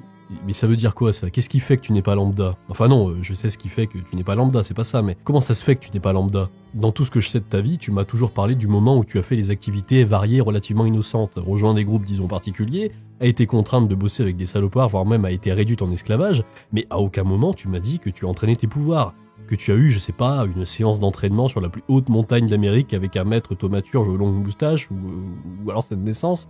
Enfin, genre, tes pouvoirs étaient là depuis le début, ou ils ont grandi au fil du temps, ou... Enfin, je sais pas, quoi. Qu'est-ce qui t'est arrivé? Un mélange d'un peu tout ça. Bon, déjà, je suis âgé. 111 balais. Un organisme paranthrope se renforce au fil du temps. Plus on est vieux chez les paranthropes, plus on est puissant. Ça, c'est la norme. Ensuite, je fais partie de la seconde génération de thaumaturges après la chute. Je suis ce qu'on appelle une sang-fort. Rien à voir avec l'odeur. Hein. Mes 2 parents étaient thaumaturges. Ma mère, Thérèse Dumas de la Pailleterie, était une sorcière navrée et une fille de Sarne. Mon père, Solomon Davy, un kabbaliste de renom. Le patrimoine génétique est donc fertile. Elle reprit une gorgée. Ensuite, je suis une carciste. Ce n'est pas qu'un titre honorifique. Ça veut dire que quand j'étais encore qu'une petite accoulotte, je mangeais tous les autres accoulottes de mon couvain pour devenir la plus dodue du lot. Aurore plus forte que les autres. En résumé, voilà. Et enfin, la sapiophagie. Comme tu le sais, je bois du sang et avec ça, des connaissances. J'ai croqué pas mal de choses dans ma vie. Elle finit par tapoter sa joue et sa cicatrice écarlate. Et ça aussi. Mais c'est pas le genre de sujet à évoquer ce soir. Étienne resta un instant silencieux, essayant de se représenter Aurore en aculotte, ces étranges vers paranthropes à visage humain. Il frissonna. Mauvaise idée. Il se tapota le menton en finissant son chocolat. Mais bon, tu as 111 ans et la chute c'était il y a 125 ans. Et les paranthropes et la magie sont apparus à ce moment-là. Alors tes parents t'ont eu à quoi, 14 ans? Après je connais pas votre biologie, tu me diras, mais pour un humain, ça fait un peu bizarre. Et du coup, Sarne et tous les clavigars, ils sont pas beaucoup plus vieux que toi, non? C'est pas trop pesant? Je sais que je peux pas vraiment me représenter tout ce que t'as pu ressentir ou vivre, j'aurais jamais ton âge et tes facultés, mais je sais pas, ce pouvoir que t'as, je saurais même pas quoi en faire. Mes parents ne sont pas nés paranthropes, ils le sont devenus volontairement. Mais tu as raison, les premiers clavigars ne sont pas plus vieux que moi de beaucoup, mais ils sont surtout gavés de malchère ou disposant de leur propre kirak pour se nourrir. Un paranthrope se renforce avec l'âge, mais aussi en consommant de la malchère. C'est comme ça qu'un carciste peut atteindre l'apothéose et devenir un clavigar, un avatar de sa lignée. Pesant? Ouais, énormément. J'ai un cerveau qui va trop vite, tout le temps, et mon corps, c'est pas mieux. Ouais, j'imagine. Il toussota en se demandant s'il n'avait pas trop bu. Des humains devenus volontairement paranthropes? Quel genre de dingue faisait cela? Il terra cette réflexion. Cela restait les parents d'Aurore. Ça veut dire que potentiellement, si tu te gavais de malchère ou que tu avais ton propre kirak, tu pourrais être une clavigare? Le vétéran soupesa l'idée. Aurore avait déjà dû l'envisager au cours de sa longue vie, mais le pouvoir et les responsabilités ne l'intéressaient pas vraiment, pas vrai? Ah oui, je pourrais devenir une clavigare de la mort destinée, sûrement aussi puissante que l'immortelle de la Ligue Noire sibérienne, mais jamais de la vie. Très peu pour moi. Et si tu en avais les moyens, tu accepterais d'être moins puissante, d'avoir l'esprit qui va moins vite? Elle prit le temps de réfléchir à la question. Oui, assurément. Mais, hélas, c'est pas possible. Pas à ma connaissance. Étienne arqua un sourcil surpris. Il s'était attendu à un non plutôt frontal, mais le fait qu'Aurore soit prête à renoncer aussi facilement à sa magie le prit de court. Ouais, pourquoi pas. Il existe des rituels pour tout et n'importe quoi, pour devenir un gros truc dégueulasse, pour invoquer un gros truc dégueulasse, pour faire repousser des cheveux. Il doit bien avoir un moyen de, je sais pas, réduire la puissance de quelqu'un, de rajeunir ton organisme pour lui faire croire qu'il est moins puissant, de retirer la mémoire du sang ou de transférer ta force quelque part, je sais pas. J'y connais rien, mais bon, j'imagine que c'est possible. Elle plissa les lèvres. Peut-être, mais tous ceux que j'ai envisagés avaient beaucoup trop de chances de me tuer dans le processus pour prendre le risque. J'ai essayé de me trépaner une fois avec un pic à glace pour me sortir des cauchemars de la tête. Ça n'a pas vraiment fonctionné. Le Francien battit des cils. Tu es sérieuse? C'était peu de temps après la 5e guerre Kaiju. J'avais perdu tous mes amis, quasiment tous mes proches. J'étais seule, triste comme une pierre et hantée par des images affreuses qui me rendaient folle. Je voulais en finir, me sortir ça de la tête, au sens propre comme au figuré. Résultat, 3 semaines de coma avant de me réveiller dans une fosse commune à moitié ensevelie. Oh merde. Souffla le vétéran, quelque peu abasourdi de ce qu'il venait d'entendre. Il posa doucement sa main sur celle d'Aurore, espérant la réconforter. À dire vrai, elle n'avait pas l'air d'avoir besoin d'être réconfortée. Je suis désolé, Si jamais ça va pas, tu sais que tu peux m'en parler. Faut pas que tu gardes ce genre de truc pour toi. La paranthrope lui prit la main, un peu gênée. Ça va, t'inquiète pas. C'est du passé, c'est plus très important. Ça ne servait à rien de la sermonner. Elle avait compris. Enfin, il espérait. Il n'avait jamais vraiment pensé qu'Aurore puisse avoir des idées suicidaires. Cette idée le glaçait. Je m'inquiète, j'arrive pas toujours à te suivre. J'ai déjà du mal à suivre une femme humaine, alors une dont le cerveau va à 100 à l'heure, pour un poids lourd comme moi, c'est difficile à suivre. Mais si vraiment un jour ça ne va pas et que je m'en rends pas compte parce que je suis con, garde pas ça pour toi. Même si tu veux pas m'en parler. Tu as tes Valkyries, c'est important. Tu me promets ? Elle hocha la tête. Promis. Je le fais déjà, tu sais. Les filles ont droit à ma version de chacune de nos aventures. Mais parfois, il y a des choses que je ne peux confier qu'à toi. Ah oui ? Mais ce sont en quelque sorte tes sœurs, non ? Vous vous mélangez, enfin je veux pas connaître les détails, mais je veux dire, vous partagez quelque chose de fort, et tu les connais depuis un bon bout de temps. Qu'est-ce qui t'empêche de leur parler par rapport à moi ? Et en ce qui concerne la version que t'as de nos aventures, j'imagine que c'est pas la plus objective et fidèle à la réalité. Je leur poserai 2-3 questions à l'occasion. Bien plus fidèle et objective, évidemment. Elle esquissa un sourire. Biologiquement parlant, une Valkyrie est plus proche d'une fille que d'une sœur. Elles sont modelées en grande partie sur mon code génétique. Mais même si je les aime toutes d'un amour sincère, ça reste mes dames de compagnie, mes courtisanes, mes très très bonnes amies. Elles sont beaucoup trop d'accord avec moi en permanence. Étienne se gratta la joue. Plus proche d'une fille que d'une sœur, il préféra effacer l'image de sa tête. C'était déjà assez glauque d'imaginer des sœurs intimes. Certes, ce n'était pas la même chose chez les paranthropes que chez les humains, mais tout de même, la comparaison restait troublante. Il préféra ne pas creuser intérieurement le sujet. Tu veux dire que tu aimes bien quand on est en désaccord ? Pourtant tu fais la gueule la moitié du temps quand je dis ce que je pense. Et ok, elles sont d'accord avec toi, mais elles ont le même caractère de cochon que toi. Il y a forcément des points de divergence, des choses que tu fais et qu'elles, elles feraient pas. Évidemment, Célé. Certes, je fais souvent la tête parce que tu m'agaces, mais c'est stimulant de confronter son point de vue avec quelqu'un qui ne le partage pas. Et fort heureusement, non, elles sont toutes uniques, mais chimiquement parlant, elles ont naturellement de l'empathie pour moi, et c'est naturel pour elles de m'obéir. Une Valkyrie est un paranthrope bien étrange quand on y pense. Il faut voir ça comme une fourmi soldate aux ordres d'une reine des fourmis. Quand l'Ovatar les a conçues, elle voulait en faire des gardes du corps, des servantes, mais aussi des amies. Tout ça a perduré avec le temps et les brassages génétiques entre lignées. Étienne fit une petite moue songeuse. Cela avait quelque chose de terrifiant d'être conditionné chimiquement à être obéissant. Mais c'est horrible. J'ai jamais pu blairer l'Ovatar et ses suivants à cause de ça. Sexy ? Peut-être. Capable de façonner la malchère comme jamais ? Assurément. Mais l'asservissement génétique ? Nee. Ça fait d'elles des esclaves de leur propre psyché ou de leur propre ADN, vois ça comme tu veux. Elles ne peuvent même pas vouloir être autrement, même si elles en avaient les moyens. D'un coup, son regard sur les Valkyries d'Aurore changea. Pouvaient-elles vraiment être simplement responsables de leurs actes si elles étaient conditionnées à la docilité ? C'étaient des victimes de naissance. Et contrairement aux esclaves, on ne pouvait se libérer de soi-même. Elles savent ça ? Elles en pensent quoi ? Elles pensent qu'elles ont de la chance d'avoir une carciste comme moi à protéger parce que je suis si belle, spéciale, douée dans tout ce que je fais. Tu comprends mieux pourquoi j'apprécie ta compagnie.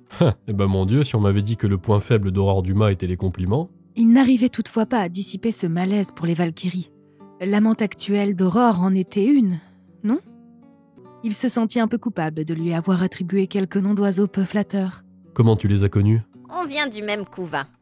Quand je suis devenue une carciste, on me les a attribués après mon rite de passage à l'âge adulte. On a grandi ensemble, elles m'ont toujours soutenue et j'ai toujours fait en sorte de les protéger. Parfois un peu trop peut-être. Elles sont un peu inadaptées au monde extérieur et à sa violence. Et tu peux rien faire pour elles, par rapport à leur libre arbitre? J'imagine que tu peux pas les lâcher dans la nature, elles voudront retourner auprès de toi, mais je sais pas, casser un peu cette image parfaite qu'elles te donnent. Alors bon, t'es pas obligé de te comporter mal avec elles, mais je sais pas, tu peux par exemple leur dire ce que t'aimes pas chez toi, en admettre tes blessures et tes faiblesses. Parce que là, franchement, c'est glauque, Aurore. Je sais bien que c'est pas de ta faute, tu les as pas fait comme elles sont, mais bon... imagine un humain qui aurait des serviteurs qui travailleraient à l'œil pour lui, n'oserait jamais le contredire, ne penserait jamais avoir une vie loin de lui et baiserait avec lui selon leur bon plaisir. Pire que de l'esclavage, c'est de l'objectification. Hélas, c'est pas dans ma longue liste de pouvoirs. Je te rassure, j'ai déjà essayé. Mais Adélaïde a réussi à dire que j'étais si éclairée et si sage sur ma propre condition. Tu sais, elles se sont mises à mal jouer au badminton parce qu'elles voyaient que ça me faisait marrer. Le Francien tiqua. Putain, j'ai passé 2 après-midi à leur apprendre pour rien, et tu m'as rien dit? Aurore pinça les lèvres. Tu étais si sexy avec ce petit short. Ah bordel, pas une pour rattraper l'autre. Cela dit, je peux pas trop te donner tort sur ce coup-là, mais bon. Sérieux, elles doivent bien avoir une individualité quelque part, une chose qu'elles aiment et qu'elles aiment pas forcément. Regarde ta Mata Hari, une Valkyrie et elle aime bien le communisme. Toi, c'est pas ton truc, alors ça veut bien dire qu'il y a des divergences des fois. À moins que son proprio, putain, je déteste ce mot, soit syndicaliste. Il tiqua. Eh mais attends, quand tu disais qu'elle était à fond sur l'Incal, tu penses qu'elle pourrait être programmée génétiquement pour l'aimer? C'est possible, oui. Une Valkyrie conserve une volonté propre et une individualité. C'est juste que leurs hyper-empathies respectives sont conditionnées à leur carciste. Tali est différente. C'est une Valkyrie dorée, la version premium si tu préfères. C'est une carciste comme moi, mais avec un lien avec un clavigard. Pour elle, le roi en jaune. Autant dire qu'elle a dû être spécialement bio-ingénérée pour être comme ça. Le goût pour l'extérieur, la curiosité, le petit cul en forme de cœur. Oui, bon, après c'est pas la peine de rentrer dans les détails. Hein. Donc on est d'accord que c'est encore plus catastrophique que ce qu'on pensait si des paranthropes conditionnés génétiquement par le roi en jaune s'invitent à des barbecues syndicalistes. Parce que bon, quoi qu'il puisse arriver, ils vont lui obéir peu importe leurs états d'âme. Pardon, hein, mais bon, vous êtes vachement tordus, vous autres paranthropes. Quand tu me sortais tes discours à la noix comme quoi l'humanité est méchante et blablabla, et t'avais oublié la partie où votre espèce coupe toute liberté de penser à des individus. Parce que tu penses que les humains sont différents, Étienne ? J'ai bossé pour le département de censure et de désinformation du CBI pendant des années. Je peux t'assurer que je pouvais modifier une opinion publique avec quelques fausses informations et un vaposcope. Ah oui, je pense que les humains sont différents, c'est sûr. La manipulation, c'est un truc qui existe dans toute espèce, toute société, et même toute relation sociale. En revanche, le conditionnement irrépressible, non. Tu peux modifier une opinion publique avec des médias, mais tu peux pas empêcher les gens de réfléchir, de se poser des questions et de pas être d'accord. Ouais, il y aura peut-être des majorités de convertis, mais combien qui suivent le mouvement ? Et qui derrière n'osent pas l'ouvrir ? Et combien qui malgré tout décident de s'opposer à ce qui ne suit pas leurs convictions ? Pas énormément sans doute, mais bon, il y en a toujours. Je dis pas que c'est forcément moral, mais au moins, on ne siphonne pas la liberté des gens sans espoir de leur redonner. Enfin, merde, Aurore, ces pauvres filles, c'est comme si elles n'avaient pas d'identité. C'est la pire chose que tu puisses faire à quelqu'un, au-delà de le tuer et de le priver de ce qu'il est. La mâchoire d'Aurore se crispa. C'est pas comme ça que ça fonctionne. Ouais, moi je sais pas, hein, ça y ressemble. Elles sont nées pour adorer quelqu'un. Suivre son avis quoi qu'il en coûte, lui obéir sans poser de questions et même y ressentir du plaisir, du bonheur. Tes Valkyries sont super heureuses, je note pas une seule seconde de ça, mais laquelle de ces pensées leur appartient vraiment ? Elles ont littéralement été faites pour ça. On a tué leur personnalité à la naissance pour le remplacer par cette espèce de dévotion qui les caractérisera toute leur vie. Elles n'ont jamais eu choix, elles n'ont biologiquement jamais pu ressentir autre chose que ce qu'on veut qu'elles ressentent. C'est comme des automates mécaniques programmés, tu peux pas dire qu'ils ont une liberté, une identité, leur vie est une prison. Leur simple existence est une prison dont elles ne pourront jamais s'échapper. Mais c'est pire que tout, Aurore, comment ça se fait que tu le vois pas ? Pire que les tortures que tu peux infliger. Elles s'appartiennent pas. La carciste regarda à l'extérieur, détournant le regard. Alors quoi ? Je dois noyer un chat d'appartement parce qu'il doit sa survie aux croquettes que je mets dans sa gamelle ? Étienne soupira, doucement, avant de poser une main réconfortante sur celle de la paranthrope. T'as pas à t'en vouloir, je te reproche rien et t'as rien fait de mal avec elle. Tu les as prises comme tu les as reçues, mais tu vois, même la comparaison avec un animal ça marche pas. Même un animal domestique a le choix, tu te rends compte ? J'ai pas de solution à apporter, je crois pas qu'il y en ait en fait. Elles sont comme elles sont, et bon, on peut pas vraiment les changer du coup, mais je sais pas. On pourrait peut-être les laisser faire des choses seules, un peu dans leur coin, leur laisser l'opportunité de se connaître elles-mêmes. Je sais pas, je dis des trucs au hasard, mais... Tu te doutes bien que je les envoie pas en mission aux frais de la Francie. Quand on est loin comme ça, elles ne m'attendent pas sagement devant la porte. Elles font leur vie, aux grandes dames de Pamplemousse, j'imagine. Ah, j'imagine bien, pauvre vieux. Ce que je veux dire, c'est que... Tu devrais peut-être les voir moins souvent. Tu es conscient que non seulement ça les rendrait malheureuses comme des pierres, mais qu'en plus on vit sous le même toit. Le Francien se grattera l'arête du nez, sentant qu'il arrivait sur un terrain glissant potentiellement mortel. Quand tu es absente, tu dis qu'elles font leur vie. Tu pourrais prolonger un peu tes absences, pour prolonger un peu leur vie, justement. Et rien ne t'empêche d'acheter une deuxième maison, où tu pourrais vivre un peu sans elles, tu l'as dit toi-même. Leur compagnie ne te fait pas du bien. Et je crois que ta compagnie ne leur fait pas du bien non plus, dans le sens où, c'est pas très sain votre truc, hein. Si t'espaçais un peu ces retrouvailles, peut-être qu'elles finiraient par s'habituer, et peu à peu, je sais pas, peut-être qu'elles vont finir par se détacher de toi. Aurore se gratta la joue au niveau de sa cicatrice. Et qui va me masser les pieds le matin et m'habiller, hein? Personne, madame la baronne, mais ça ferait pas du mal à ton ego de redescendre au stade des pauvres mortels qui doivent s'habiller tout seuls. Quand tu as ce que tu veux, tu es extrêmement casse-couille, hein, tu le sais ça ou pas? Le visage d'Aurore se figea. Elle esquissa un sourire particulièrement cruel avant de se lever dans une avalanche de plis de robe brocardée. Quand je n'ai pas ce que je veux aussi, Étienne. Elle leva le menton et fit un pas vers la porte. Ah ok, je dirais que t'es modérément casse-couille dans ce cas-là. Dira le vétéran avant d'arquer un sourcil vaguement inquiet. Tu vas où? J'allais partir de façon dramatique parce que je suis un peu vexée. Mais j'en ai pas vraiment envie. Étienne gloussa. Original. Il se redressa à son tour. Dis donc, tu sais s'il y a des toilettes dans cette chambre? Ouais, bon, c'est pas super dramatique comme sortie, mais là, pour le coup, c'est vrai, j'ai vraiment envie. Par ici, monsieur. Dit la voix polie de la majordome qui ressortait de la petite cuisine où des bruits de vaisselle discrets se faisaient entendre jusqu'alors. Juste au bout du couloir. Oh, merci, je reviens tout de suite. Étienne quitta la chambre. Il avait à moitié besoin de se soulager, moitié besoin de se retrouver un peu seul. La soirée n'était ni désagréable ni bizarre, mais il se demandait s'il était à la hauteur de ce qu'attendait la paranthrope. Quelque chose lui disait que ce n'était pas juste une soirée innocente entre amis, et il s'interrogeait sur ses aptitudes. Il n'était pas un grand consommateur de rendez-vous galants, et peut-être était-il parfois un peu... direct. Ce n'était peut-être pas ce qu'Aurore voulait pour une soirée de ce genre. En tout cas, une petite pause pour se remettre les idées en place ne ferait pas de mal. Tandis qu'Étienne s'éloignait, Thalie se glissa sans bruit vers Aurore. Les émotions de la carciste s'étalaient tout autour de la pièce en phéromones écrasantes qui formaient comme une fresque pour les sens aiguisés de la Valkyrie dorée, et cette dernière avait une pincée d'inquiétude. Elle ferait tout pour que le plan ne tombe pas à l'eau. Mais qu'y avait-il de plus à faire que de démontrer son soutien en cette heure décisive? Elle posa les mains sur les épaules de la puissante thaumaturge et en quelques pressions, lui massa délicatement les trapèzes. Non sans utiliser quelques infusions toniques très délicates pour améliorer l'effet relaxant, Aurore se laissa aller quelques instants, poussant un soupir avant de murmurer « Ah, ce qui peut être agaçant !» En accentuant un peu plus la pression, la Valkyrie susurra à voix très basse « C'est ce qui fait qu'au final, tu l'apprécies, non? Il est très direct et franc. Dans ses opinions comme dans ses actes. Une honnêteté surprenante pour un agent secret, d'ailleurs. C'est pas vraiment un agent secret. C'est un commando qui s'est retrouvé dans mes pattes au mauvais endroit, au mauvais moment, et que j'ai sauvé parce qu'il avait des yeux de petit chiot. Mais non, ça, monsieur Duboissé préfère l'ignorer et me jeter au visage que je suis une vile manipulatrice parce que je tiens à mes Valkyries chéries. Chut, souffla Thalie. Elle jeta un œil vers le couloir, avant de reprendre, toujours à voix basse. Les humains ne peuvent pas comprendre la Nalka.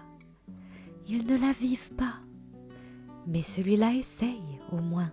Et contrairement à beaucoup, il ne sort pas le lance-flamme, ni ne part en courant quand tu dévoiles ce qui se passe vraiment dans ton quotidien. C'est plutôt rare. T'as sans doute raison. Bon, il est l'heure de passer à l'étape 2 du plan. Silencieuse comme une ombre, Thalie fit un petit signe d'assentissement et s'éloigna à nouveau en cuisine en emportant les dernières traces du repas et des cocktails. Aurore prit une longue et profonde inspiration, fit craquer à nouveau sa nuque et ses doigts, abaissa sa température corporelle et son niveau hormonal pour devenir parfaitement maîtresse de son corps et de ses émotions. Dehors, la pluie tombait drue, mais la chaleur de l'été était toujours bien présente. Elle s'approcha d'un guéridon et récupéra la petite radio miniaturisée cachée derrière. Équipe Alpha en position. Un crachotement. En position, en attente d'ordre. 5 minutes. Bien reçu. Aurore coupa la radio et la jeta par la fenêtre d'un geste nonchalant avant de reprendre sa position près du balcon, observant les rues de la Nouvelle-Orléans d'un air mélancolique. De son côté, Étienne s'avisa dans le miroir brisé des toilettes, les 2 mains posées sur le lavabo, le regard fixe et concentré. On pourrait peut-être parler d'autre chose. Ouais, non, ça c'est de la merde. Quoi de neuf sinon à part ça? Oh, putain, mais c'est nul, merci nul. C'est vraiment chouette cette soirée, tu cuisines vachement bien. Non, oh là là, mais qu'est-ce qui me prend? Il soupira en passant sa main sur son menton. Il devait arrêter de dire « Hey » en début de phrase. Ça faisait vraiment trop con. Ok. Alors, Étienne, pas de « pas de « Ça va bien se passer. Il opina, le reflet acquiesça et il retourna dans la chambre, nerveux. Derrière lui, le reflet croisa les bras et esquissa un sourire cruel avant de se dissiper. Désolé de t'avoir fait attendre. S'excusa-t-il d'un sourire embarrassé avant de grimacer intérieurement. Il toussota, reprenant d'un ton plus grave. Ouais, je veux dire... désolé de t'avoir fait attendre. Aurore tapota le balcon à côté d'elle. T'as pas besoin de t'excuser pour aller aux toilettes. Mais ce... Hey Étienne, on n'est plus des adolescents. Ouais, je sais pas ce qui m'a pris. Il avisa le ciel étoilé, la ville en ruine face à eux. Parfois j'ai l'impression d'être un adolescent avec toi. Ce sentiment que tout est possible, que tout est nouveau, que tout est à faire, que tout ne fait que commencer. Dans mon cas, tout est plutôt à refaire. Mais tu sais, ça n'a pas que des mauvais côtés. De voir sa façon de voir les choses changer, de repartir de zéro, j'ai l'impression d'être plus libre, de plus avoir d'attache. Il écarta les bras et cria à l'horizon. Je suis le roi du monde! Soudain, au loin, un concert de feux d'artifice éclaira le ciel nocturne. Ici, une rouge, là, une verte, et au centre, 2 grosses explosions bleu clair. Aurore posa sa tête sur l'épaule d'Étienne. Mes hommages, Majesté. Le Francien écarquilla les yeux en avisant le feu d'artifice. Puis Aurore, puis le feu d'artifice. Il éclata de rire. Oh bah merde, t'as vu ce timing? Il glissa son bras autour de la taille de la paranthrope, la tenant spontanément contre lui, avant de regarder l'horizon avec un petit sourire. Étienne n'avait plus vraiment envie de rajouter quelque chose. Il se sentait bien, là, avec Aurore près de lui, à regarder les explosions dans le ciel en profitant du calme nocturne. À dire vrai, il se sentait même curieusement et intensément heureux, sans trop savoir l'expliquer, et sans désirer l'expliquer. Sacré timing, en effet. Elle sourit, observant l'horizon en profitant de l'instant présent. Étienne inspira un peu d'air frais nocturne, n'osant pas vraiment bouger, même lorsque le feu d'artifice fut terminé. Il avait un peu peur de casser quelque chose, de rompre le moment par une maladresse. Il ne dit alors rien et se contenta de regarder distraitement le paysage en prolongeant ce moment de calme et de bonheur simple. Il sentit la main d'Aurore glisser dans la sienne. Elle ne dit rien. Le silence était à peine brisé par les baleines de son corset qui suivaient le rythme lent de ses inspirations. Le vétéran resta encore immobile quelques instants, à moins que ce ne fût quelques minutes. Il avait du mal à se rendre compte du temps qui passait. Il sentait que s'il disait quelque chose, il risquait de briser le moment. Mais paradoxalement, il sentait qu'il devait dire quelque chose. Qu'il ne pouvait pas juste se contenter du silence. Mais que dire? Il ne voulait pas être romantique, ou en tout cas, essayer de l'être. Il ne voulait simplement pas encourager les sentiments de la paranthrope. Il pensait vraiment que ce n'était pas une bonne idée pour eux deux d'aller dans cette direction. Cela aurait été cruel de lui donner du grain à moudre, car honnêtement, ce qu'ils étaient en train de faire n'avait rien de banal pour 2 collègues, ni 2 amis. En acceptant ce dîner, Étienne savait dans quoi il s'engageait, au fond de lui. C'était un rencard, qu'il avait d'ailleurs sans doute un peu foiré, mais cela restait un rencard, qu'il avait accepté. Donc, quelque part, il avait déjà entrouvert une porte, plus ou moins inconsciemment. Mais elle n'était pas grande ouverte, songea-t-il. Il pouvait encore la fermer, les empêcher d'aller dans une direction qui les saborderait tous les deux. L'ouvrir davantage c'eût été un plongeon irréversible. Ce n'était pas bon, ni sain, pour l'un comme pour l'autre. C'est ce qu'il se répéta silencieusement. Mais que dire alors? Il pouvait continuer à ne rien dire, l'option facile, lâche, tentante aussi. Mais Étienne se rendit compte qu'il avait été souvent lâche ces derniers temps. Ce soir, il voulait échapper à ce travers. Il finit par inspirer.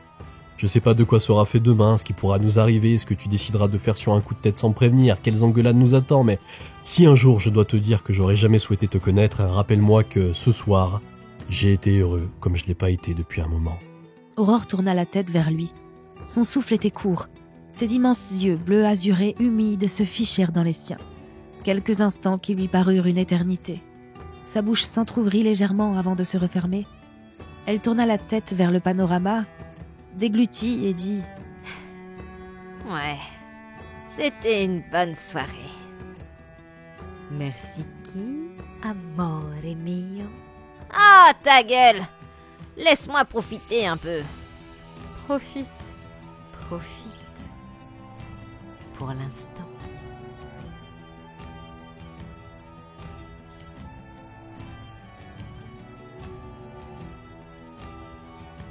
Merci à tous d'avoir suivi cette saison 1. Nous espérons que cela vous a plu. Aurore et Étienne reviendront très bientôt pour de nouvelles aventures. En attendant, n'hésitez pas à partager la série, à en parler autour de vous, à nous faire un don via le lien en description si vous en avez les moyens pour nous soutenir. Tout le monde, merci d'avoir suivi cette saison 1. Oh, on a dit qu'on disait pas le « c'est vrai. Merci d'avoir suivi les aventures de Aurore et Étienne, ou Étienne et Aurore, tiens, ça sonne mieux. Vous pouvez en parler autour de vous, ça ferait super plaisir à absolument tout le monde. Et là, maintenant, on vous laisse en chanson. Ah, et voilà, une bonne chose de faite. Étienne, viens, on va aller boire un coup. You know it's 5 o'clock somewhere. Vous faites quoi, là, vous, encore? Non, parce que je paye pas une tournée à tout le monde, je suis sûre. Allez, dans une galerie artistique quelconque, je suis sûre, il y en a des très bien, et avec des gens qui vous attendent, pas vrai? Ouais, venez, on a des projets sympas. Je ne suis pas sûre qu'il soit très judicieux de leur proposer d'aller dans ce genre de lieu. Ah, tais-toi, la rabat-joie. Pas sûr qu'il soit judicieux, ce genre de lieu. Et on fait comment pour avoir un break, nous, hein? Ça fait une éternité que j'ai pas fait une partie de badminton avec mes Valkyries chéries. Aurore, Ouais? tu peux me laisser la place, sinon, hein. Ah, bah avec plaisir, ça me fera des vacances. Bref, on voulait vous remercier d'avoir suivi les aventures d'Aurore et d'Étienne pendant toute la saison 1. Et on vous dit à bientôt pour la suite des aventures. D'ici là, si vous souhaitez jeter une petite oreille à ce que je peux faire à côté, la conteuse de son vous attend toujours sur Spotify.